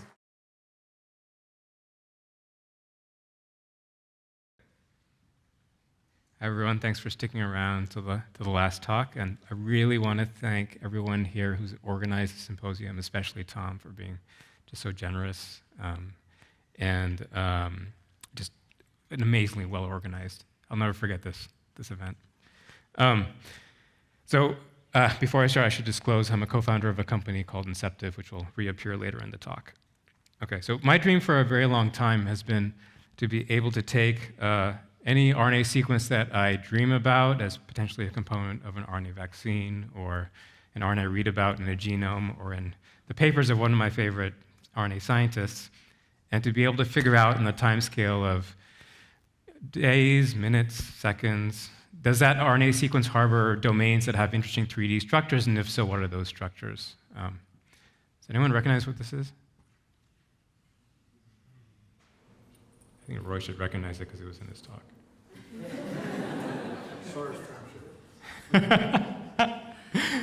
So this is a molecule called the tetrahymena group 1 ribozyme. Has anyone worked on this molecule before in their careers? Okay. All right. So this is a molecule of some historic importance. It was the first RNA-only enzyme discovered, and that happened to happen here. Those of us who have worked on this, and it's actually quite a few of the speakers, have relied on of theoretical models of this ribozyme. This is one that came from the work, started in the Cech lab and then was really pushed forward by Eric Westhoff and colleagues in the early 1990s, and many of us relied on this model to help us design our experiments to understand RNA catalysis and folding through this tetrahymena ribozyme. And it turned out to be relatively accurate. So I'm showing you here the cryo-EM structure of the ribozyme, which is finally solved in 2020 of the entire RNA. And you can see maybe that globally that the components, and there's tertiary contacts that were accurate in this Westhoff model, although the overall arrangement of the helices left something to be desired. So now, is it possible to go beyond what Eric did with manual tweaking of atoms in a computer? Is it possible to automate that and get more accuracy? So that's been really the driving question for me personally and for my lab for the last few years. And there's been progress. And the way that we've measured progress are through competitions called the RNA puzzles, where every few months, maybe once a year, I'll get an email from Eric Westhoff with a sequence of a RNA whose structure has been solved but hasn't come out yet, and we have maybe 2 or 3 weeks to try to guess its structure. And I'm showing you here our blind models for, in this case, several riboswitches. Most of these actually were discovered in the Breaker lab. This is an RNA that binds vitamin B12 or adenosylcobalamin, and you saw this in earlier talks. This is an RNA that binds S-adenosylmethionine, or SAM, right there. This is an RNA, it's part of a T-box RNA. So it senses not a small molecule, but another RNA, a tRNA. And here's a glutamine riboswitch where we were challenged to predict the structure with and without its cognate ligand. And these are all the blind models and from our lab, and we were really delighted when a few weeks later crystal structures came out, in some cases, again, by people in this room, like from Rob Beatty's lab. And in every case here, and this is now essentially routine, we were able to blindly model the global folds of these RNAs. Now, these aren't perfect, okay? So if you look carefully here at this vitamin B12 molecule, it's not atomically correct, okay? And also, for each of these puzzles competitions, we submit up to 10 models, and so these are the best of the 10 that we submitted, and the other 9 are kind of crappy. But okay, looks like potential progress, and so why can't we just apply this through, the human genome or through viruses or to the glycoRNAs that we just heard about? Why can't you do that? Why can you use AlphaFold for proteins in an mRNP but not have the same kind of algorithm for an RNA? Okay, so to explain that, we can't do that, and to explain why, I'll tell you the recipe that a lot of us use. So this is the recipe that, I'm going to tell you about the recipe that we use using Rosetta, but it's very similar for other RNA structure prediction groups, like the Chen group in Missouri and the RNA Polis and Gene Silico teams that are based in different universities in Poland.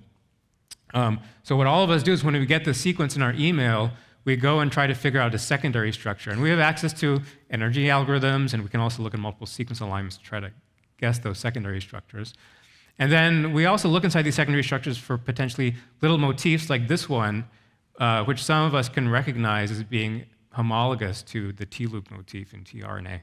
We take a list of these tertiary or 3D structural motifs and just the Watson-Crick-Franklin helices from the secondary structure. And then we all have methods that are loosely called fragment assembly methods that mix and match these pieces of other existing RNAs to find these pools of, often quite big pools of tens or hundreds of thousands of models. And then we have to pick 10 to submit, so there's some clustering or selection process, and then we send those 10 back in an email to Eric. And the thing that I want to note about the process is that although every step here can be carried out computationally, essentially every step benefits from human inspection. So the first thing that we do when we get a sequence is we actually go and try to find whether the Breaker Lab has written a paper where they've tried to guess the secondary structure. And like all the way down to here in the model selection process, like all of us look at dozens of models and say, well, like don't submit that model over and over again. Just find a diverse set to go and submit. And it's really done by humans. It's done by us. So we'd love to have this to be fully automated so you could all apply it in your own research and not have to ask us to go and try to model your RNAs or to do cryo-EM. When deep learning became a thing, and this, let's say about 5 or 10 years ago, we reasoned, well, maybe there's a way to automate every step of this process, have artificial neural networks do what biological neural networks are doing here to solve these puzzles. Okay, so the first step in this direction came from some work from my group collaborating with a computer scientist, Ron Dror, also at Stanford. And we tried to automate this last step of the process, given a big pool of models, find 10 that we should submit to the RNA puzzles. And we were quite pleased after we developed this model that in the next 4 RNA puzzles, the predictions from this atomic rotationally equivariant score, this Aries model, picked out, in this case, this is in blue is the model that Aries picked out, and green is the actual crystal structure of an adenovirus VAI element, and they're basically indistinguishable. And in the same competition, this is the second best model shown in orange, and this one came from the same pool of Rosetta models, but I picked it out, okay? So this is like, good proof to me that these neural nets might be doing something comparable or better to what I could do as a human. In some of the other RNA puzzles where this Aries approach, Rosetta Aries approach, gave the best models, so this is, in blue here, this was the best model submitted for this T-box riboswitch binding to a tRNA, but you can tell it's not like super accurate. There's like a kind of a domain rotation here. But maybe you can't fault the Aries algorithm for this because it only worked on this step at the very end.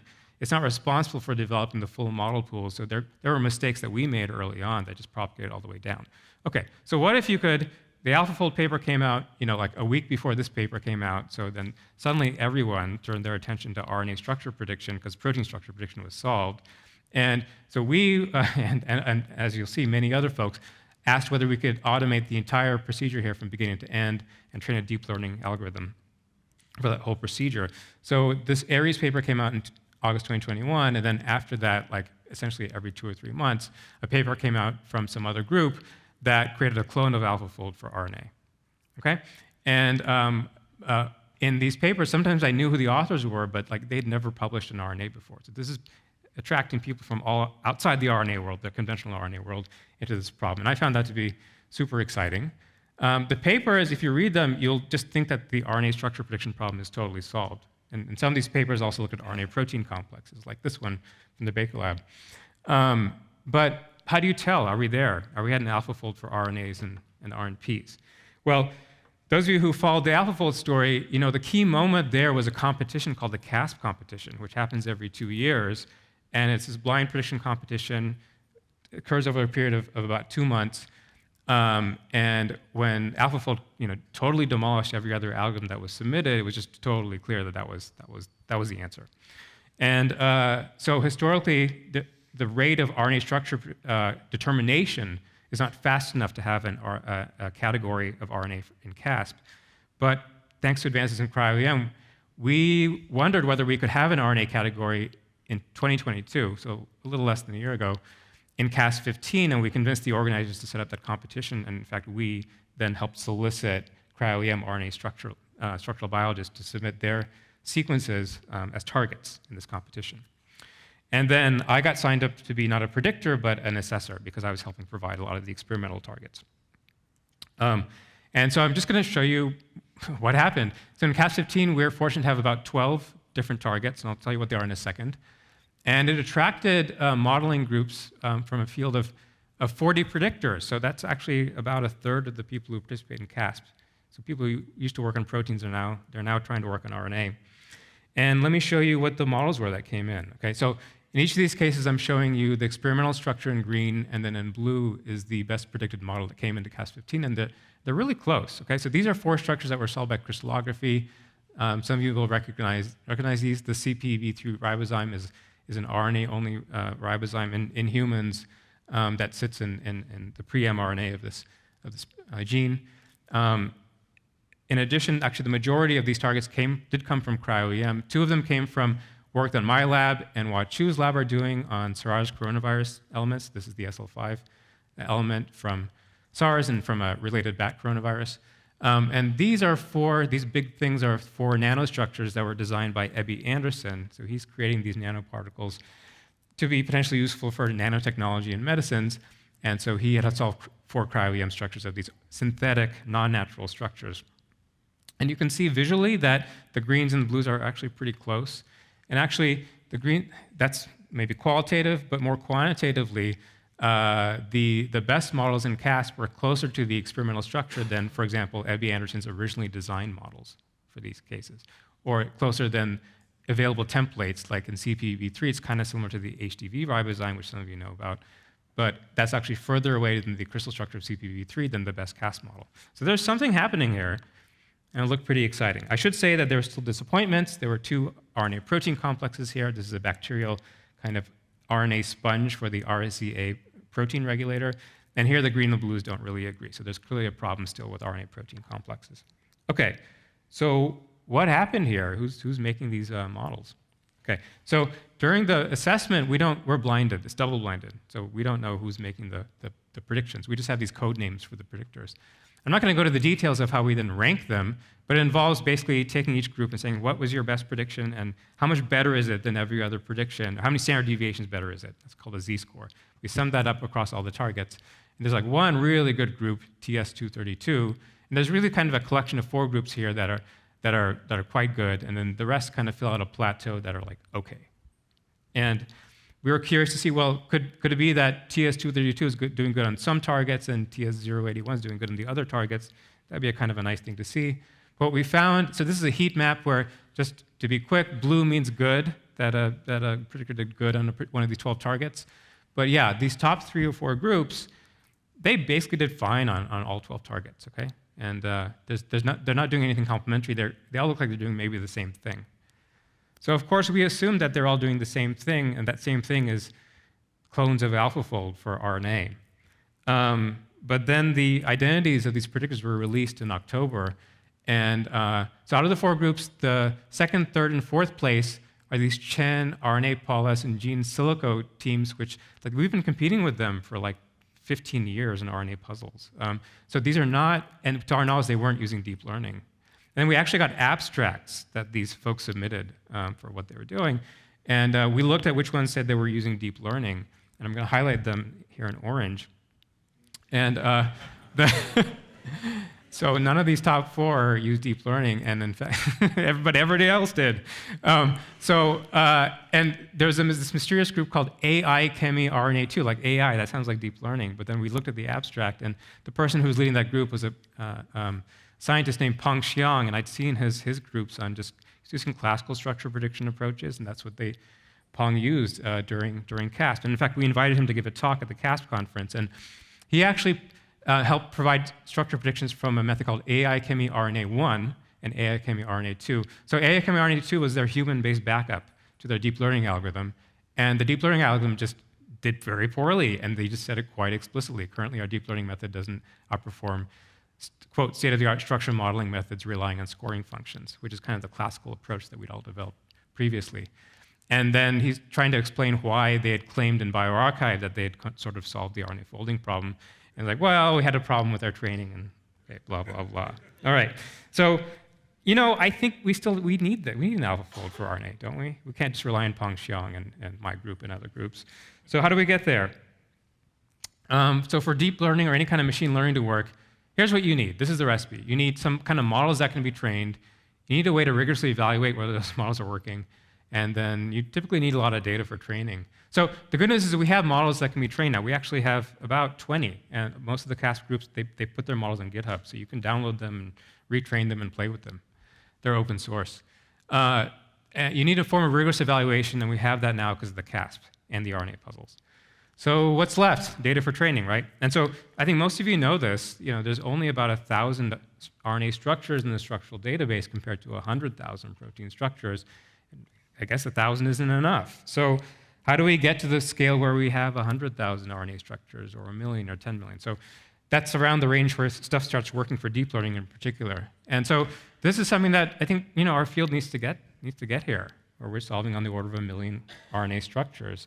And there's kind of a chicken and egg problem here, because I don't even have a list of 1 million RNA structures that, even if I had a magical way to solve them all through cryo-EM. I mean, I can make up a list of like 1 million tRNAs, but you have to have a diverse set of structures. It can't just be like tRNA, tRNA, tRNA over and over again, right? Or ribosome all over again.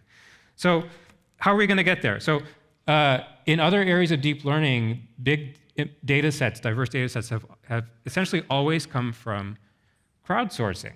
Okay, like ChatGPT, how is that trained? It's from like Wikipedia and Reddit articles on the internet. Just lots of people, millions of people writing text. And that's true in image classification as well. There are these vast data sets of just stuff from the internet. And fortunately, in the RNA field, we have a similar crowdsourcing platform and on the internet, and it's called Eterna. How many folks here have engaged with the Eterna platform before? Okay. Different people than, except for Derry, who knew what the group on ribosome was. Okay. So I'm going to tell you about this other platform. It's called Eterna. Here's the URL. You can also download it on your phone in the Apple Store or Android. The tagline is "Played by humans, scored by nature." And since 2011, Eterna has made available these puzzles that correspond to hard problems in RNA structure design or function design. And people can access this mildly addictive game-like interface to go and try to solve these puzzles. And they can see each other's solutions and kind of riff on them, and they can vote on them. And we take the top-ranked solutions, or actually these days we just take every solution that comes in, synthesize them, and then carry out the appropriate assays to see if the RNAs form the structure or have the function that we desired. And so if the community fails at this puzzle, they'll typically get another crack at it, and they get access to all these data to learn from. And if they do well, then we write a paper, and we go on to the next problem. Okay. And so through this kind of virtuous cycle of gameplay and experimental feedback, Eterna has now put out more than 30 peer-reviewed manuscripts, and many of them, some of them have been written by the video game players themselves. And actually one of those really unusually brilliant folks, her name is Jill Townley, and she's actually here at the conference with us. So as part of these studies, especially more recently, we also collect these big data sets, which are perfect data sets for machine learning. And I'm just going to show you an example of how this has worked in one scenario. And I've chosen to talk about mRNA vaccine stabilization because I was inspired by our discussions yesterday about vaccine accessibility. So this is just to reiterate something that we heard yesterday. So currently, although many of us got COVID mRNA vaccines, I can tell you that my family in India can't access that technology. And many of you know people or have family in Africa, South America. Most parts of the world can't yet access that technology. And it's a pretty prosaic reason. The RNA lipid nanoparticles have poor refrigerator stability in vials or prefilled syringes, so you have to freeze them, and you can't get frozen stuff everywhere in the world. And so the question is it possible to stabilize RNAs against degradation? So actually, before the pandemic came to the US, some folks, industry folks, emailed me or gave me a call and said, hey, do you think you could redesign our RNAs to have structure? Because they knew that if you get an RNA even just to form secondary structure, it gets tied up into a structure where it can't access the conformation where it cuts itself. It can't do this inline hydrolysis reaction that we all hate. And I thought that was a pretty neat idea, but I didn't know how to do it. And I didn't actually even know what kind of principles to use. Are there like specific sequences? Are there like structures like tri-loops that are resistant to hydrolysis? Really the best data that we had on inline hydrolysis has come, again, from the Breaker Lab, and they haven't been able to look at like the huge diversity of sequences and structures that we need to get this kind of predictive understanding of degradation. So we wanted to figure out if we could take an RNA sequence and predict what are the hotspots of hydrolysis, and then could we design them away? And for this, we needed a really diverse set of RNA sequences and secondary structures. So we turned to Eterna. I'm showing you here kind of a two-dimensional reduction in sequence space of all the stuff we got from, I think, nearly 200 players who engaged in just creating whatever structure they wanted, roll their own structure in the Open Vaccine Eterna Challenge. And they gave us a huge diversity of sequences and structures from which we learned interesting principles. Now, I have 3 slides here that I actually took out where I tell you what happened to whether we got to degraded mRNA, but I'm just going to kind of tell you the punchline. So, for example, tri-loops are actually the worst thing that you can put into an RNA if you want to avoid degradation. There are other human understandable principles that we learned from these data, but in the end, we ended up I forgot to tell you, we took these sequences and then we put them in degradation conditions, so just raise the pH a bit, see how they get fragmented, and then we developed ways to get these on an Illumina sequencer so we could map out which bits of each one of these structures is a hotspot for hydrolysis or is protected from hydrolysis. So you get data like this. We call this an inline-seq protocol. We then fed that into simple machine learning, actually, in this case. We asked whether you could write a linear model that takes the sequences of the RNAs and the predicted secondary structures and predict these degradation patterns. And we ended up with something that we call the DEG score model. And again, I'm going to have to skip a lot of steps. I'll just tell you the punchline. By optimizing this DEG score model, Eterna players and then an algorithm called RiboTree, which learned from what the Eterna players were doing, succeeded in being able to take essentially any RNA sequence and to get it to last longer in test tubes to withstand chemical degradation. And in the cases that we tested, we got at least a 2-fold increase in the half-life in solution. And to our surprise, we expected that, so these are the RNAs that get designed, and their secondary structures really have these kind of long but interrupted stems. We assumed that these would be really difficult for the ribosome to unfold in cells, and these would be duds in terms of actual protein expression. But we found that they get translated pretty well, like maybe a 20% hit in the translation rate. And some of these that we designed to be more stable outside cells, in vials or in syringes, also seem to be stable against cellular decay processes. And they actually have an increase in total protein output because they get more shots on goal at being translated by the ribosome. So if you want to hear more details, the paper came out last year. And I just want to highlight something that I think is really funny. So this paper includes over 100 video gamers as a consortium author under Eterna participants. It also includes 8 folks from Pfizer who were testing these Eterna player designs in their hands, and also show that they're more stable under the formulations that Pfizer was testing. So I think this is the first time that there's a scientific paper here that includes like a bunch of random video gamers and like a big bad pharma company. And I hope there's more of that. Currently, this technology, Eterna provided the proof of concept, and now it's getting scaled up and commercialized in a company called Inceptive, and Eterna is moving on to the next challenge. And that challenge is this one of trying to find 1 million RNAs that have interesting structures. And so for that, I will invite you to join us. We have this Eterna Open Knot Challenge. You go to this website, you have to play a few puzzles. Once you play enough, we're trying to collect 1 million RNAs by August. Our current round, we're just trying to collect 90,000 designs.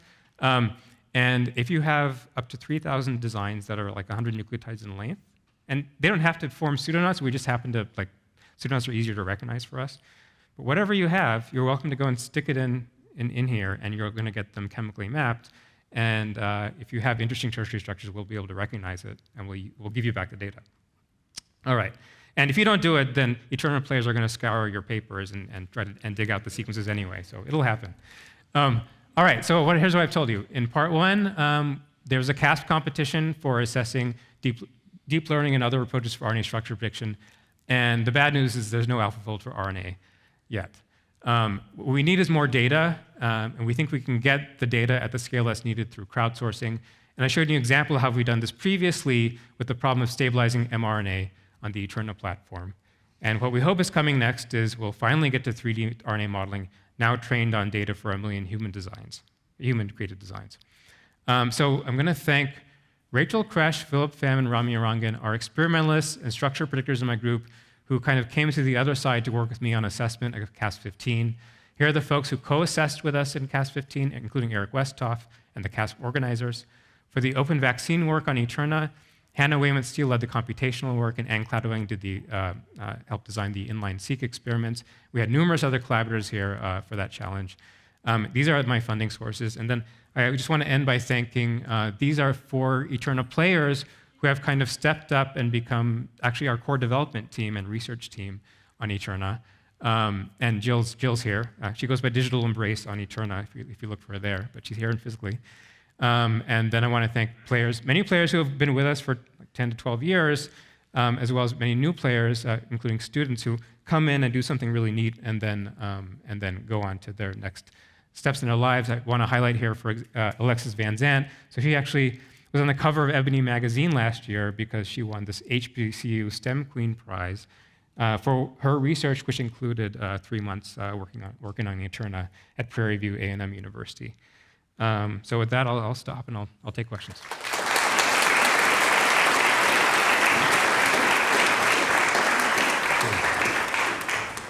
Brenda. So we actually heard from Eckhart, with the Moderna messenger RNA vaccine, a goal was to get rid of the double-stranded RNA so it wouldn't trigger immunity. And so a lot of your very stable RNAs are looking very double-stranded. Yeah. And I'm wondering how you're going to get around the problem of that being stimulatory to the immune system. Yeah, so I can't, so the publication that we put out does not have results on triggering innate immune responses. We were worried about that too, although our double-stranded regions are essentially all interrupted by bulges and other events. They look pretty double-stranded though, right? And so there are results from that from the company and from other partners, but I unfortunately that's kind of like Eckhart. I have constraints on what I can say. Yeah. So that was a thrilling talk, Rhiju, as always. But the thing that you seem to sort of slide through was that if you're using the Eterna to get a bigger data set for machine learning or deep learning, but you're only getting secondary structure out of Eterna, and you need 3-dimensional structure for the prediction. So how are you going to get the gamers to solve 3-dimensional structures? Yeah, that one possibility is you can ask the gamers to try to model the 3D structures, but we're working on ways to accelerate cryo-EM so that we can do more cryo-EM, and then we've developed other methods that are not as good as cryo-EM at getting 3D structure, but can actually read out all the base pairs, where we make every mutation in these RNAs and see how the chemical profile changes. We call these mutated map experiments. And we can do that at scale. In fact, we can do it on potentially million RNA data sets. For the stable mRNA designs, do you just go for a final state that people predict is going to be chemically stable? Or do you have to design the folding pathway in so that you don't have a bunch of misfolded RNAs along the way? We have not taken into account kinetics at all. It's a fascinating dimension. Yeah. So right now, and these RNAs are, they're transcribed at 37 degrees, but we actually put them through a 50-degree incubation to help them fold. It'd be nice to be able to avoid that by designing in the pathways. Right. Can I ask the last question? So the secondary structure prediction that is based on modified or unmodified RNAs or both?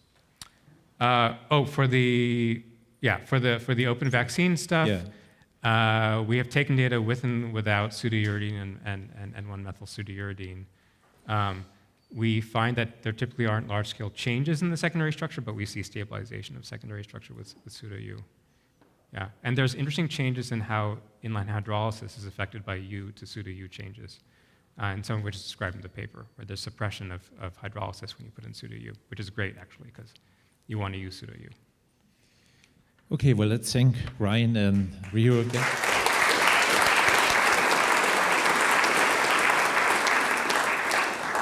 Maybe the postdocs can get the chairs up. Yeah, we're gonna transition to the very last segment of this exciting meeting, and that is a panel discussion about the future of RNA research and medicine.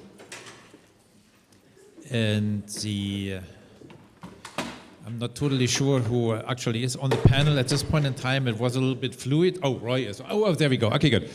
Perfect. Thanks for putting a good reminder on. Okay, so our panel is going to be Larry, Roy, Phil, and Özlem, and I have the privilege to try my best to moderate. So maybe we start with Larry, because we haven't heard anything specifically about aptamers, and maybe we get Larry's perspective on, maybe the future of aptamers or general kind of ideas, what your impression is, especially after that meeting. So you want to remember, aptamers were the second FDA-approved RNA drug. So that is quite something. So Larry, what do you think? Wow, sure. I was hoping to go last, actually, but that's okay. So there weren't a lot. I think there were none aptamer talks, really, and there could have been. And I've only been working on aptamers for 30 years. And so it felt bad to be here. But also, it was the most exciting meeting I've ever been to, ever in my life. I never learned so much so fast as the last 4 days, and so thank you for that. It was great to be invited. You may not know that through Nebojsa's efforts, Nebojsa Jan is the single strongest scientist in the world who does aptamer stuff. We have now made at SomaLogic 10,000 selections to get 10,000 families of aptamers. We call them something different. They're not made out of RNA. We do DNA instead for a reason which at the time felt like a good one. So we have made aptamers against 10,000 human proteins, and for each one we've done, we have of the order of 1,000 or so different, not all different, but many different sequences. So if you think of these reagents as monoclonal antibodies, we've got whatever the product, 10,000 times 1,000, we've got 10 million monoclonal antibodies. And you would think that somebody besides us, because that's not what we do, would want to develop drugs from them. Then we're trying to license them and all that kind of stuff. And every time Nebojsa has been asked by a pharma biotech company to take a pool of the 1,000 aptamers against protein and go find an inhibitor, there's one in there, because what we do now is we go around the surface of the protein more or less to to cover all the epitopes differently than in the past.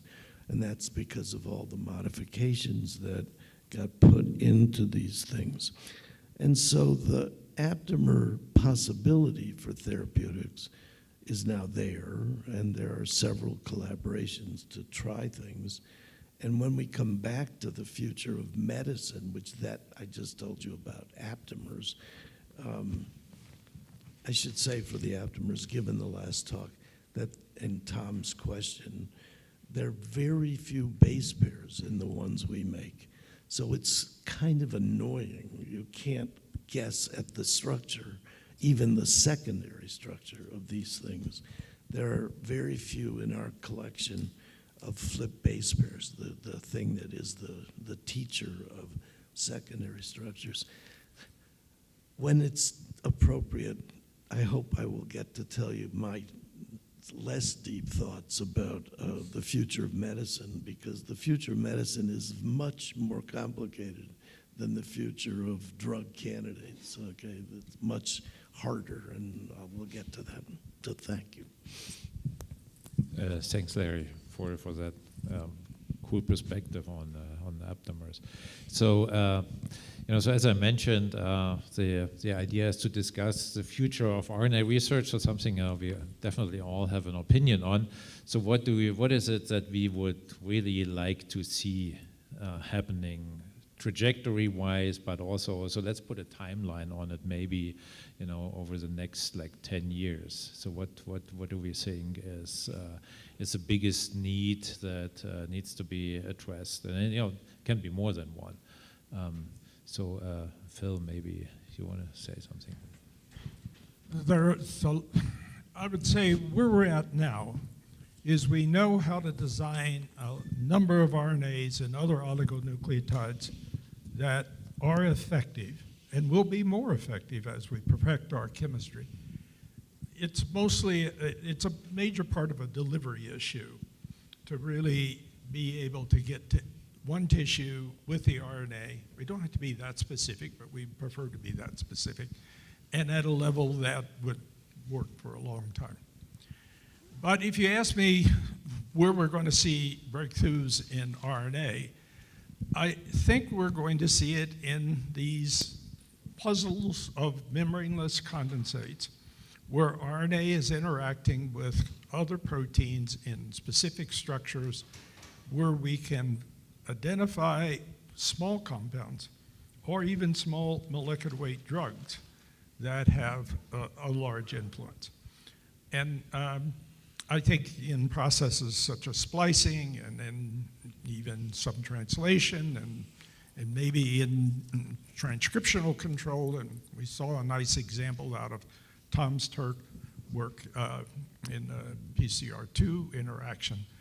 I think we're going to be able to open that box, and when we do, it'll open a whole set of new targets in the central dogma, DNA, RNA, protein, where we will be able to get specificity to actually modulate specific pathways. And I think that's an incredible, in the future 10 years, much more common.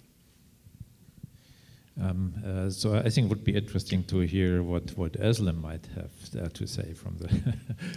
Yes, I can only speak for my field of expertise, so the gene encoding mRNAs for substitution, basically. And here I believe that this technology, this toolbox has transformative potential for actually all applications which are about exposure, transient and repeated exposure to protein. I'm not sure whether this will play out within the next 10 years, but maybe the next 20 years.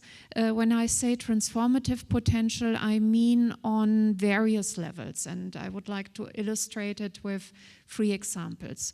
The first is associated with specific PK/PD features and potentials of mRNA. And here the use case I would like to present is interleukin-2. Interleukin-2 is a protein from which we know since decades actually that it has a great potential for cancer treatment. There have been almost miracle cures in clinical trials conducted, for example, by the NIH.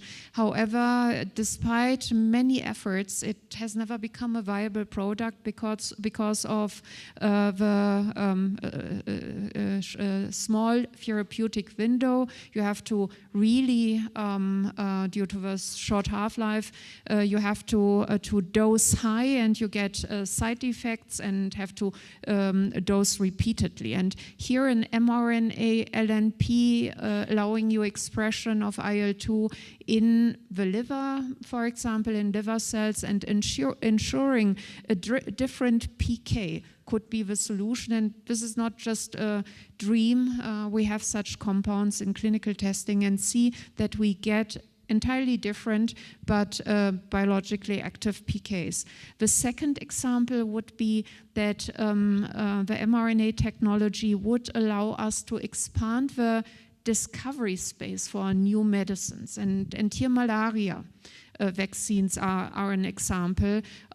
Some of you may know that all the efforts about developing malaria vaccines, and the first one has been recently approved, focus basically on the same protein, CSP, which is very shortly expressed in the time frame when the sporocyte travels to the liver.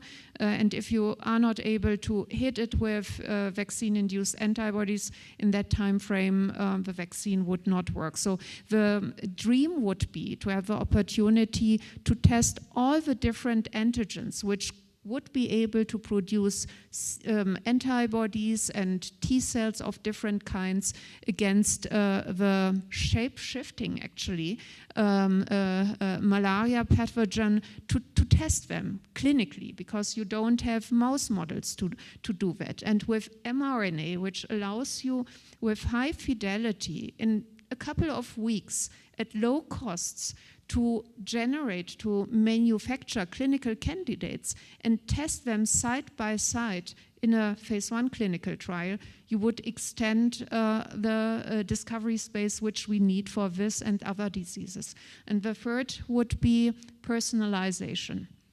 Imagine, and we have discussed this yesterday, that a cancer patient who is diagnosed would get their tumor sequenced. We would derive the molecular fingerprint out of that. The hospital could design and manufacture on-site a treatment and treat this patient. And once the tumor changes and comes back, you can adapt the treatment to it. And so this is a vision, and a number of paradigms have to change. So what you said, Larry, we need different regulatory frameworks. We need a different understanding of nations about their public health systems and how much these public health systems should be really feel responsible to caring and serving patients. So many stars need to align. One star, I think, will deliver, the science and technology star. I believe that the mRNA toolbox has the potential, in particular with regard to mRNA cancer vaccines, to at least build one of the pillars which we would need for future personalized high-precision treatments. I think so. That was a fantastic perspective from the medical side. Roy, curious to hear your perspective. You know, I think about this, what strikes me, particularly through the course of this meeting, is how we should anticipate many lines of research synergizing over the next decade. You know, we can deliver mRNAs, right, or siRNAs, and we should anticipate delivering tRNAs, there are companies doing this, circular RNAs, aptamers, right? RNAs that Rhiju designs have some particular structure and function. So you know, the delivery of RNAs is going to get better and better. I think that's really a key issue that Phil highlighted. But then there's also the stream of understanding RNA biology and finding new opportunities. I think RNA condensates are one example of that. I think Ryan's talk is another example. What the hell is going on in the cell surface, right? Now, we don't know any particular reason why we would use that for medicine today, but that was true for all of these things when they started, right? And so I think what I'm kind of really fascinated by is how our understanding of RNA biology, our understanding of how RNA biology is perturbed in various diseases, and how our ability to use RNA molecules as therapies are converging to allow an incredible opportunity to impact human health. And now how that will tie into the overall future of medicine is a much bigger question, which we'll leave to Larry.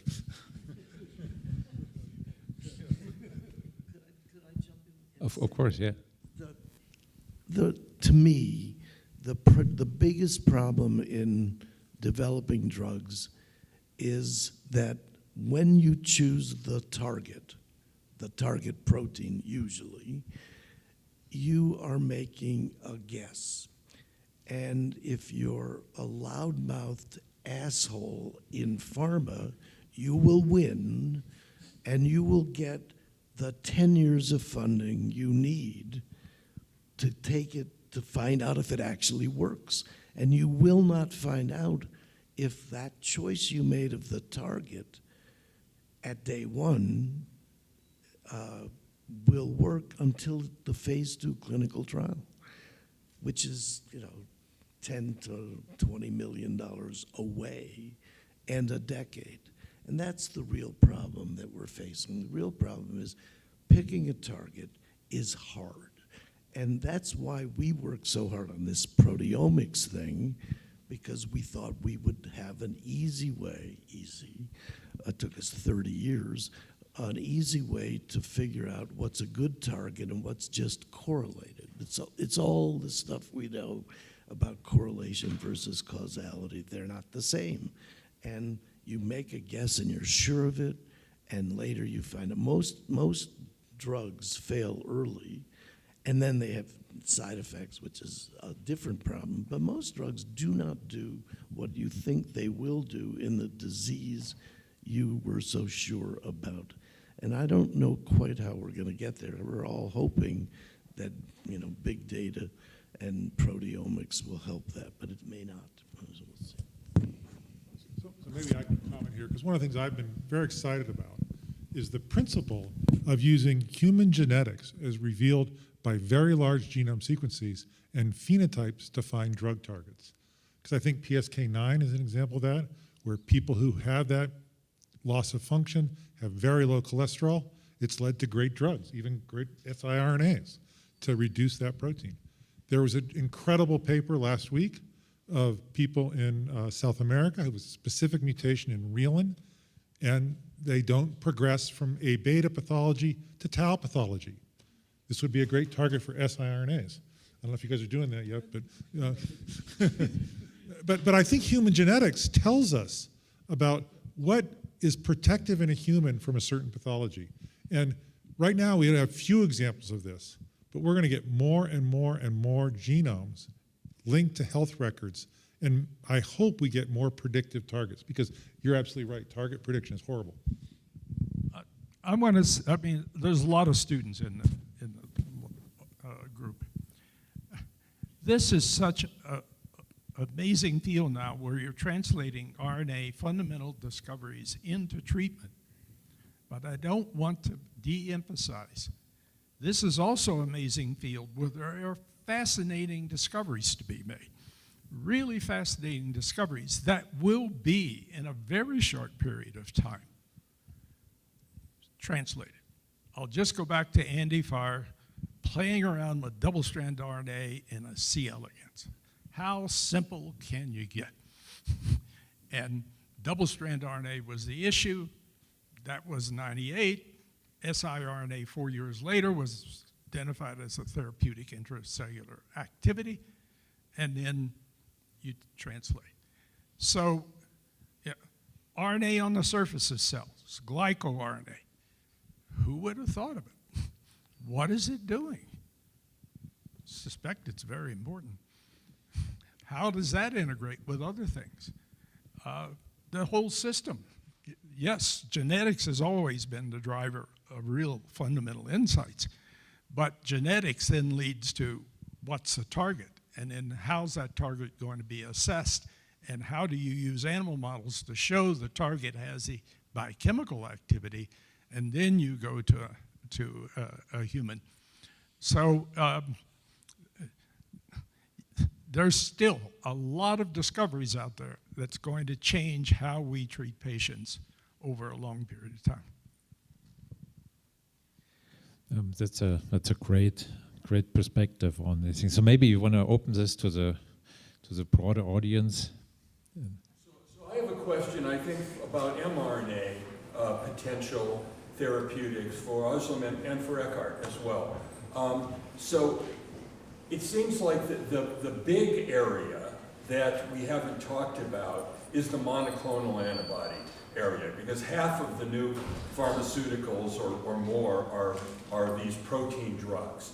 So is it possible to get the power of mRNA to make these in situ, or are they just not going to be at a therapeutic dose? Is it going to be too enough for a vaccine, but not enough to be a therapeutic protein? Actually, it's already happening. There are clinical trials by different labs and companies, including ours. And this is public, so I can definitely talk about that, where we are using, in this case, non-inflammatory, so pseudouridine mRNA in LNPs, which are administered systemically, were taken up by liver cells. The antibody is secreted and you can find it at concentrations which are robust and which, according to the protein, to the recombinant protein counterparts, biologically active. So this is definitely application which, and this is what I meant, wherever you want to have exposure to protein, mRNA technology is a platform which may transform that. And what we see in our patients is that dose dependently we get concentrations of the antibody which is across patients homogeneous. I have to say I have not expected that, because you don't know how different livers of different individuals produce this. So we see a homogeneity, and we see concentrations where we see also biomarker effects. And is the delivery there, is it infusion or is it's it infusion? Intravenously, and these are LNPs which are taken up by the liver and produced in the liver.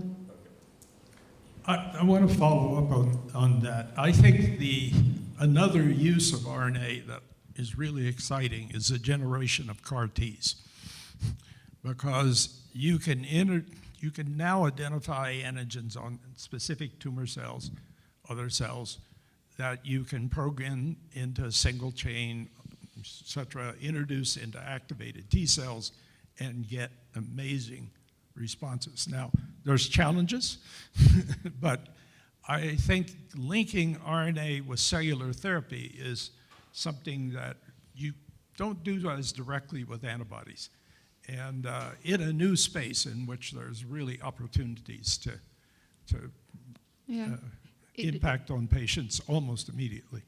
And not only the engineering of the cells themselves, what we, for example, do, and this is also an ongoing trial, is you can take CAR T cells. In solid cancers, CAR T cells have the challenge that they are not persistent, because they don't see their antigen, which they see in leukemias, for example, with a circulating antigen, which is always there and gives survival signals. So in solid tumors, you need something to keep the CAR T cells alive.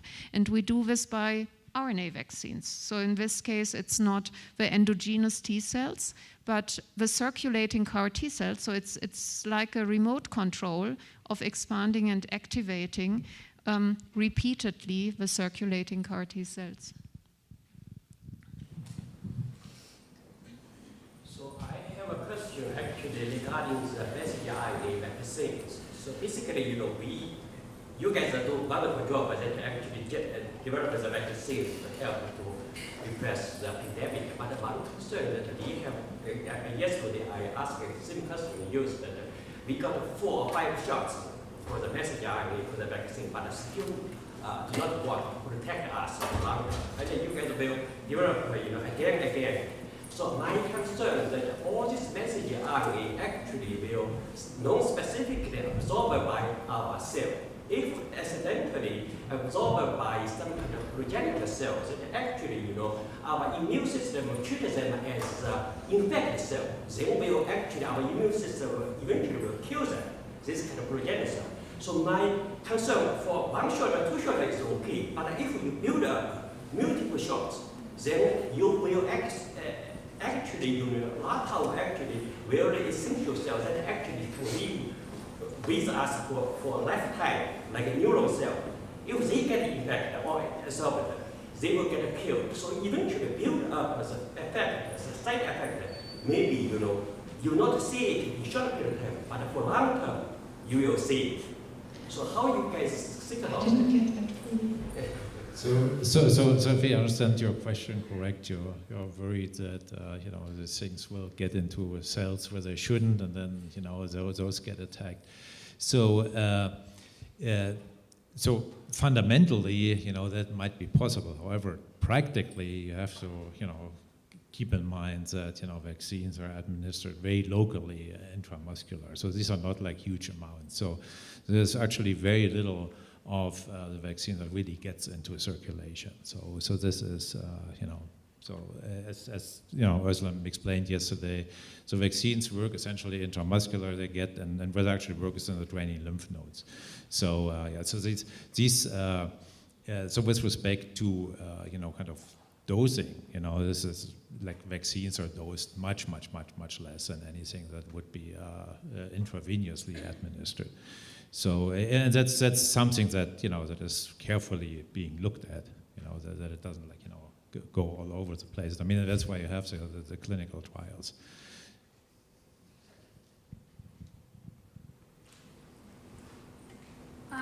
So this is more of a policy question than perhaps a basic science question. But these mRNA therapies and personalized medicine is super exciting. But right now we have a huge issue getting basic healthcare to most of the populations in the world. So I guess how do we restructure our healthcare systems, our R&D pharma systems to make it more equitable for distribution?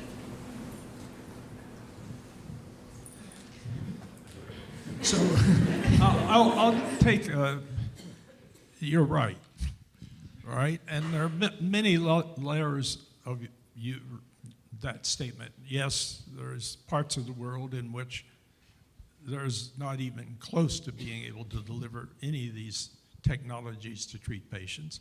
There's not even the infrastructure of physicians to deliver it if it was next door free. But there's other parts of the world, and particularly around this country, where people do not have access for a variety of reasons. But the healthcare system in this country is 19% of GDP. It's a very significant part of all of the money we spend. We're going to have to re-engineer that. And it's not only pharmaceuticals. Pharmaceuticals is still about 11% of the total healthcare costs. It was 11% 30 or 40 years ago. But it's a large issue of training people, using new information, bringing new people into the system and education that will make us more efficient. It isn't going to happen in the next 5 years. This is a decades-long issue of re-engineering the healthcare system to be more economically efficient and including more people in it.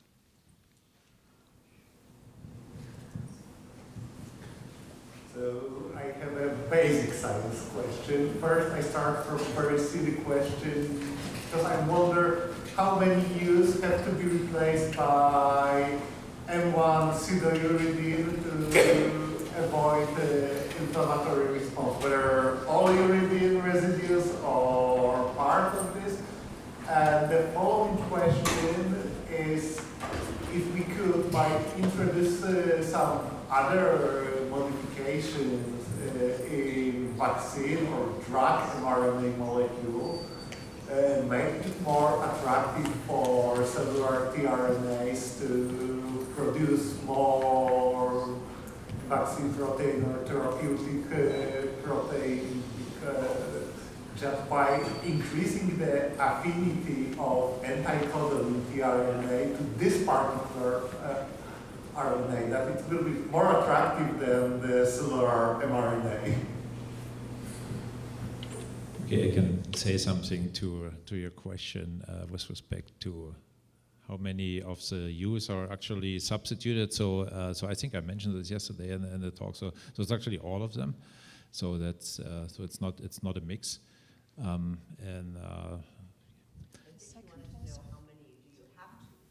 How many do you have to? So that is a good question, and I'm not aware that this was carefully evaluated. And it's because with regard to the methodology, you substitute all of them. There is no need to find out what you need to minimally substitute, because you get this 100% efficiency. Yeah, there's not really kind of a trade-off. Essentially the one method pseudo U work essentially like U, so it's not like that there's a disadvantage there. That's essentially what's the history of the modification is. So usually they get substituted for 100%. It's also to get a homogeneous drug product. It's not really a total requirement regulatory, I understand, but it's so I guess it hasn't been tested. I mean, and especially with with the need to develop things quickly over the like in a pandemic. I mean, there was no time to test it, and there's not really a scientific need to also evaluate that. But it's a good question, General. These opportunities that you're all discussing are fantastic and very exciting, and if I may say so, a little complex. So I'm curious what strategies have been useful for the panel in communicating your work to the lay public, and what advice you might have for students as rising scientists in the next 2 decades. How do we successfully communicate these types of discoveries to people that haven't taken high-level molecular biology courses? Are you thinking more about the medical part or more the general science part? But Roy probably can say something to both. So I think it's really important that as scientists, we develop the ability or have the ability to talk to the public about what we're doing and how it impacts them. And I think that's something you can learn. I think we all use a lot of jargon, but you don't have to. And I think that's something that I recommend all of the students and postdocs, to find opportunities to talk to public groups. There are a lot of people who are interested in hearing about where the science is, where it's going, what it does. I mean, I think we saw that last night from the community turnout and how they were interested. And I think this is really important for us as a community, and it's an opportunity for all of you to build that into your development as scientists. It helps if you have kids at home. They teach you how you have to phrase things. or parents. Using the internet now, you can communicate, any individual can become a center of communication about certain interests. And you can collect other people of a common interest and share. And so you can practice your communication much more effective now than you could 10 years ago or 20 years ago. And practice makes perfect in communication.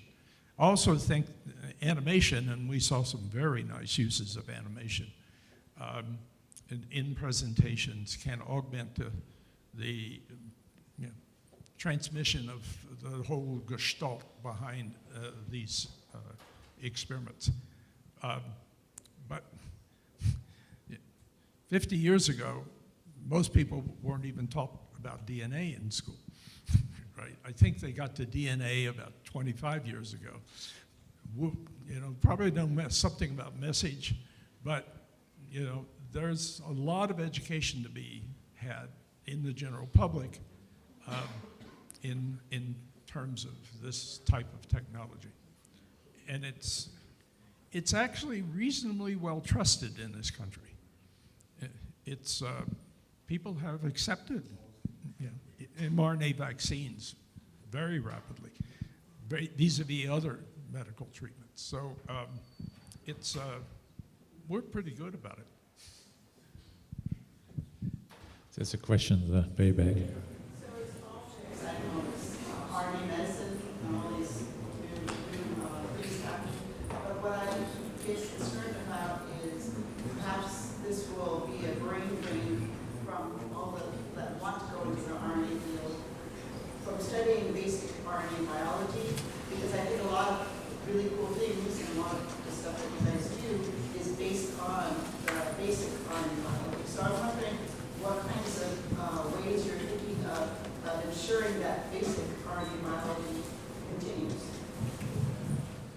Yeah, that's maybe I start with that question. That's something. Well, at least I personally think about a lot. So what is it that that is kind of most useful in the symbiosis of basic research and applied research? And and since there's limited resources on on some level on both sides, right? I mean, to do basic research and applied research, I think it's on some level very, very important, to have a good division of labor on these things. So since I did basic research before I I went over to the applied research.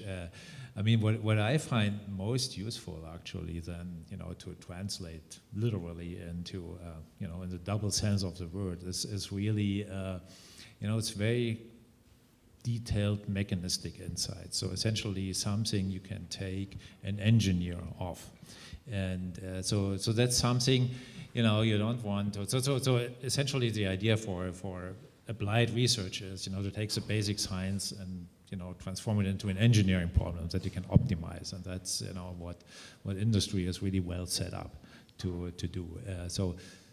The basic science, open-ended questions is something that's hard to do in an industrial setting, and that's something that we rely on the scientific community to essentially kind of provide. So more basic, mechanistic, quantitative questions. That is what is probably going to be most useful in the big picture. So maybe I could comment. I think, and Phil already touched on this, as young scientists, there's incredible opportunities for discovery in RNA biology. And it's not all about applications now. There's lots of opportunities, right? And so I think, it's incumbent upon those of us who are academics to emphasize that opportunity and excitement in terms of understanding new aspects of RNA biology that we just don't understand. And I think if we do that well, then many of you in the audience will be coming here 30 years from now to talk about what you've learned and making a contribution that maybe has gone into the clinic and maybe not, because sometimes it takes 50 years. Not so much anymore, but but I think there's lots of opportunities. And as you go on in academic science, look for those opportunities and embrace them, because I think they're there. And I also think there is not really a harsh firewall between applied and basic science. It's a continuum. And I have, for example, experienced many times that in the application we made observations which meant that we had to go back to basic science and explain them. So I would not make this harsh distinction. Could I said. There you go. Yes, you have to go back and forth between. My experience now in my life is academic science, biotech, and big pharma. And it turns out there are great scientists everywhere. And they are anxious to talk about science everywhere. And I used to be a complete snot, thinking that, oh, pharma, those are the dumb guys. They're not dumb. There's smart scientists everywhere. And so the need really is to stop thinking about we do the basic science and biotech is like junior high school and then finally big pharma. I think they all have to be talking to each other all the time. And in the best big companies, the best scientists do that all the time. So I'm more optimistic even than you are about what I've seen. I just want to add, the most embarrassing word that I know is alternative career. And it is a title that became widespread in our community. It is not an alternative career. It is a career in working in private sector. And that career can be very, very satisfying. And I once had a fellow who I'd recruited to Biogen in 1979, who had been in the industry 25 years. I was trying to recruit him to a new position in a company, we were starting. And as he walked out the door, he stopped and turned around to me and said, "Phil, I want to thank you for coming and standing at the end of my bench and recruiting me into Biogen. Because when I look at my career and my colleagues who were in the same lab, I'm really excited and gratified by being recruited into private sector positions and contributing in very important ways to the benefit of society and to the benefit of people." So it is not an alternative career. It is a career. It's a different career, different learning, different skills as well, but it's not an alternative career.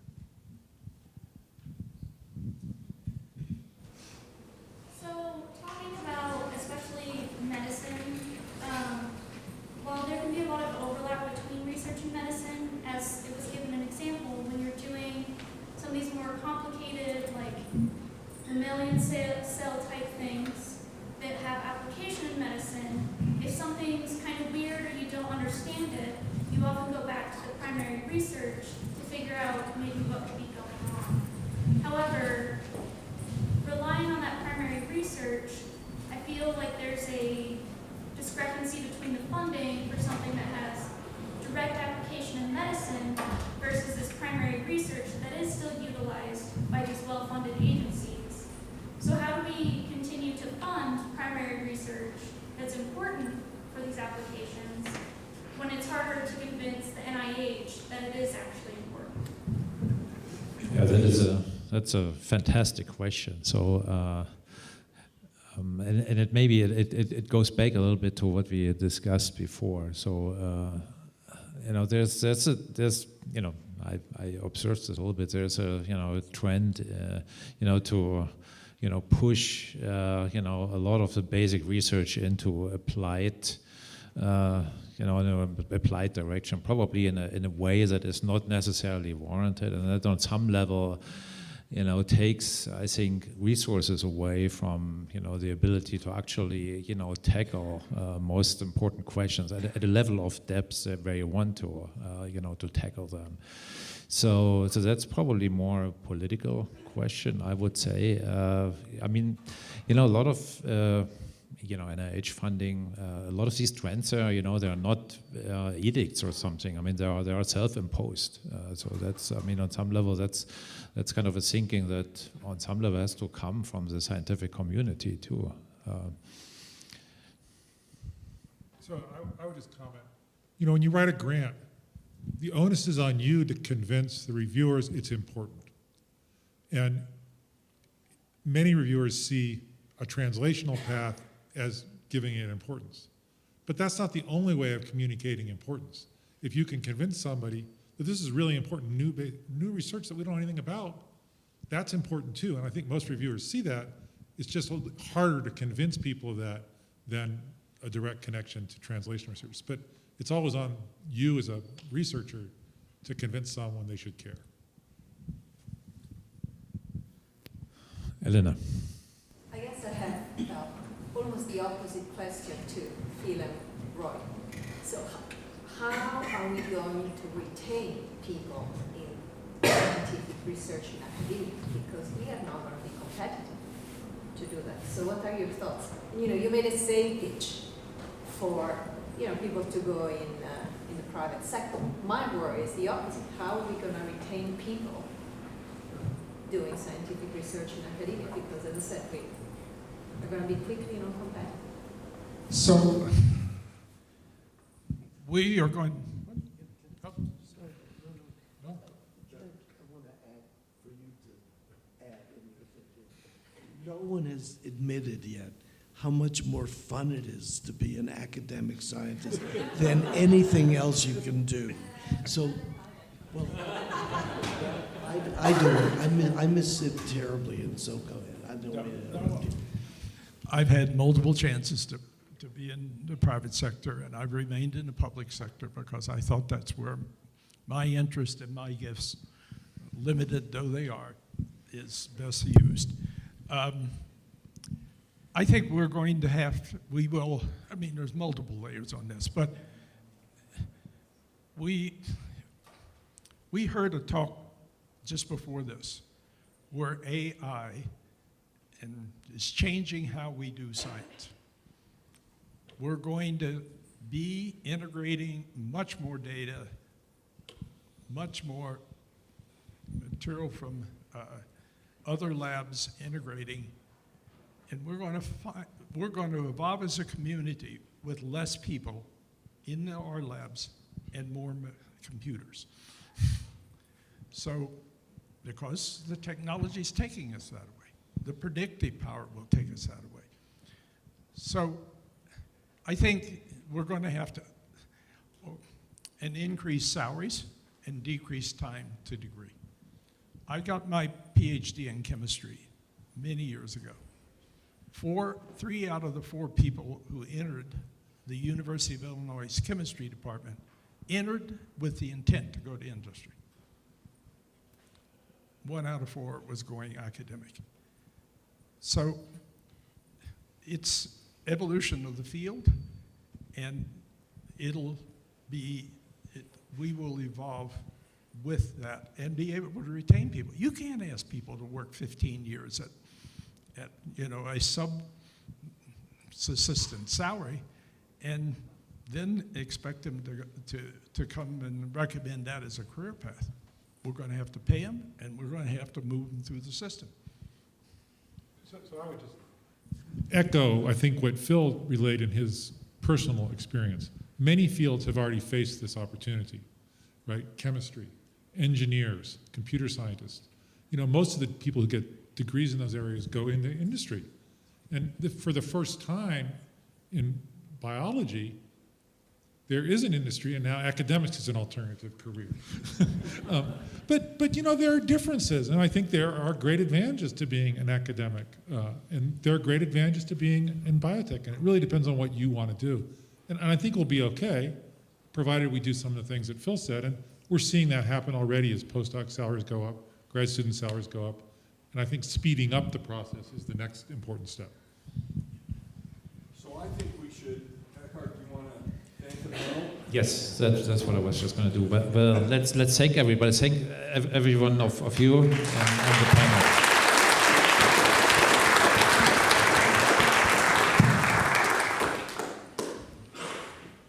I was going to close the meeting by recapping all of the talks that we heard. But given the time, I think I'll do something slightly different, and this is for the students and postdocs in the audience. So where are all of these new RNAs that we need to study going to come from? I mean, are there still a lot of them out there to be discovered? Or maybe you shouldn't go into RNA science because maybe they've now, maybe glycoRNA is the very last RNA that will ever be found that's different. And it's very unlikely when a curve is going up like this that you're just happen to be at the moment where it's going to flatten out, right? So where are they going to come from? Well, first of all, there's the dark matter of the human genome. Depending on how you count, there are either tens of thousands or perhaps hundreds of thousands of non-coding RNAs. And these, how many of these might be transcriptional noise? How many of these might be highly functional? Remains to be seen. Many of these are enhancer RNAs. Those certainly deserve a lot more exploration. And I think that Howard Chang and John Rin in the department here are experts in these link RNAs. And also we heard a great talk from Ron Breaker about a bacterial example and how difficult it is to figure out the function of some of these, which may be new ribozymes. The second source of undiscovered RNAs are going to be in all the critters out there that we haven't looked at. So just think of how the non-standard organisms, things other than human, mouse, yeast, have taught us. Tetrahymena gave us self-splicing RNAs and telomerase RNA. Worms gave us siRNA, which led to the very rapid discovery after that of microRNAs. Bacteria gave us the CRISPR system. It had been lurking there in huge numbers of bacteria, but a little bit overlooked, right? And so Euplodes gives us, in John Atkins' talk, all of this translational frame shifting. So I think if we look in other corners of nature, we will find new principles of RNA science that are exaggerated in a particular organism, but are of general value and interest, probably at a lower level in other organisms. And then the last place are the in vitro evolved RNAs, right? The ones that don't exist in nature, but the ones that we can make through selects, the ones that in the Origins of Life talk, we saw how these RNA polymerases and ligases give us a confidence that an RNA, that many of the aspects of the RNA world scenario for prebiotic evolution are at least scientifically reasonable and powerfully so. Whether they are historically correct is, of course, always a more difficult question to answer. So I think for you guys who are still in your training period, there's no question that there are going to be plenty of new RNAs to be discovered and new mechanisms to be found. And in closing then, I would like to hearken back to thanking some of the organizing power behind this. Not the organizing committee so much. I can't thank them. They've all left, except John Atkins. Hi, John. But I was thinking of Christian Bjorkman and Kristen Shire of Simple Meetings. Let's give them a round of applause.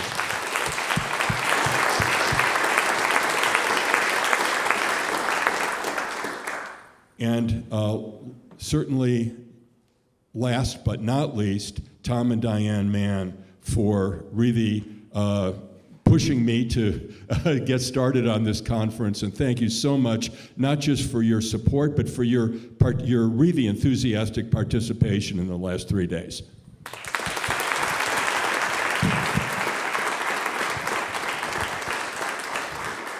And we would be remiss if we don't have a big round of applause for thanking Tom. Thank you.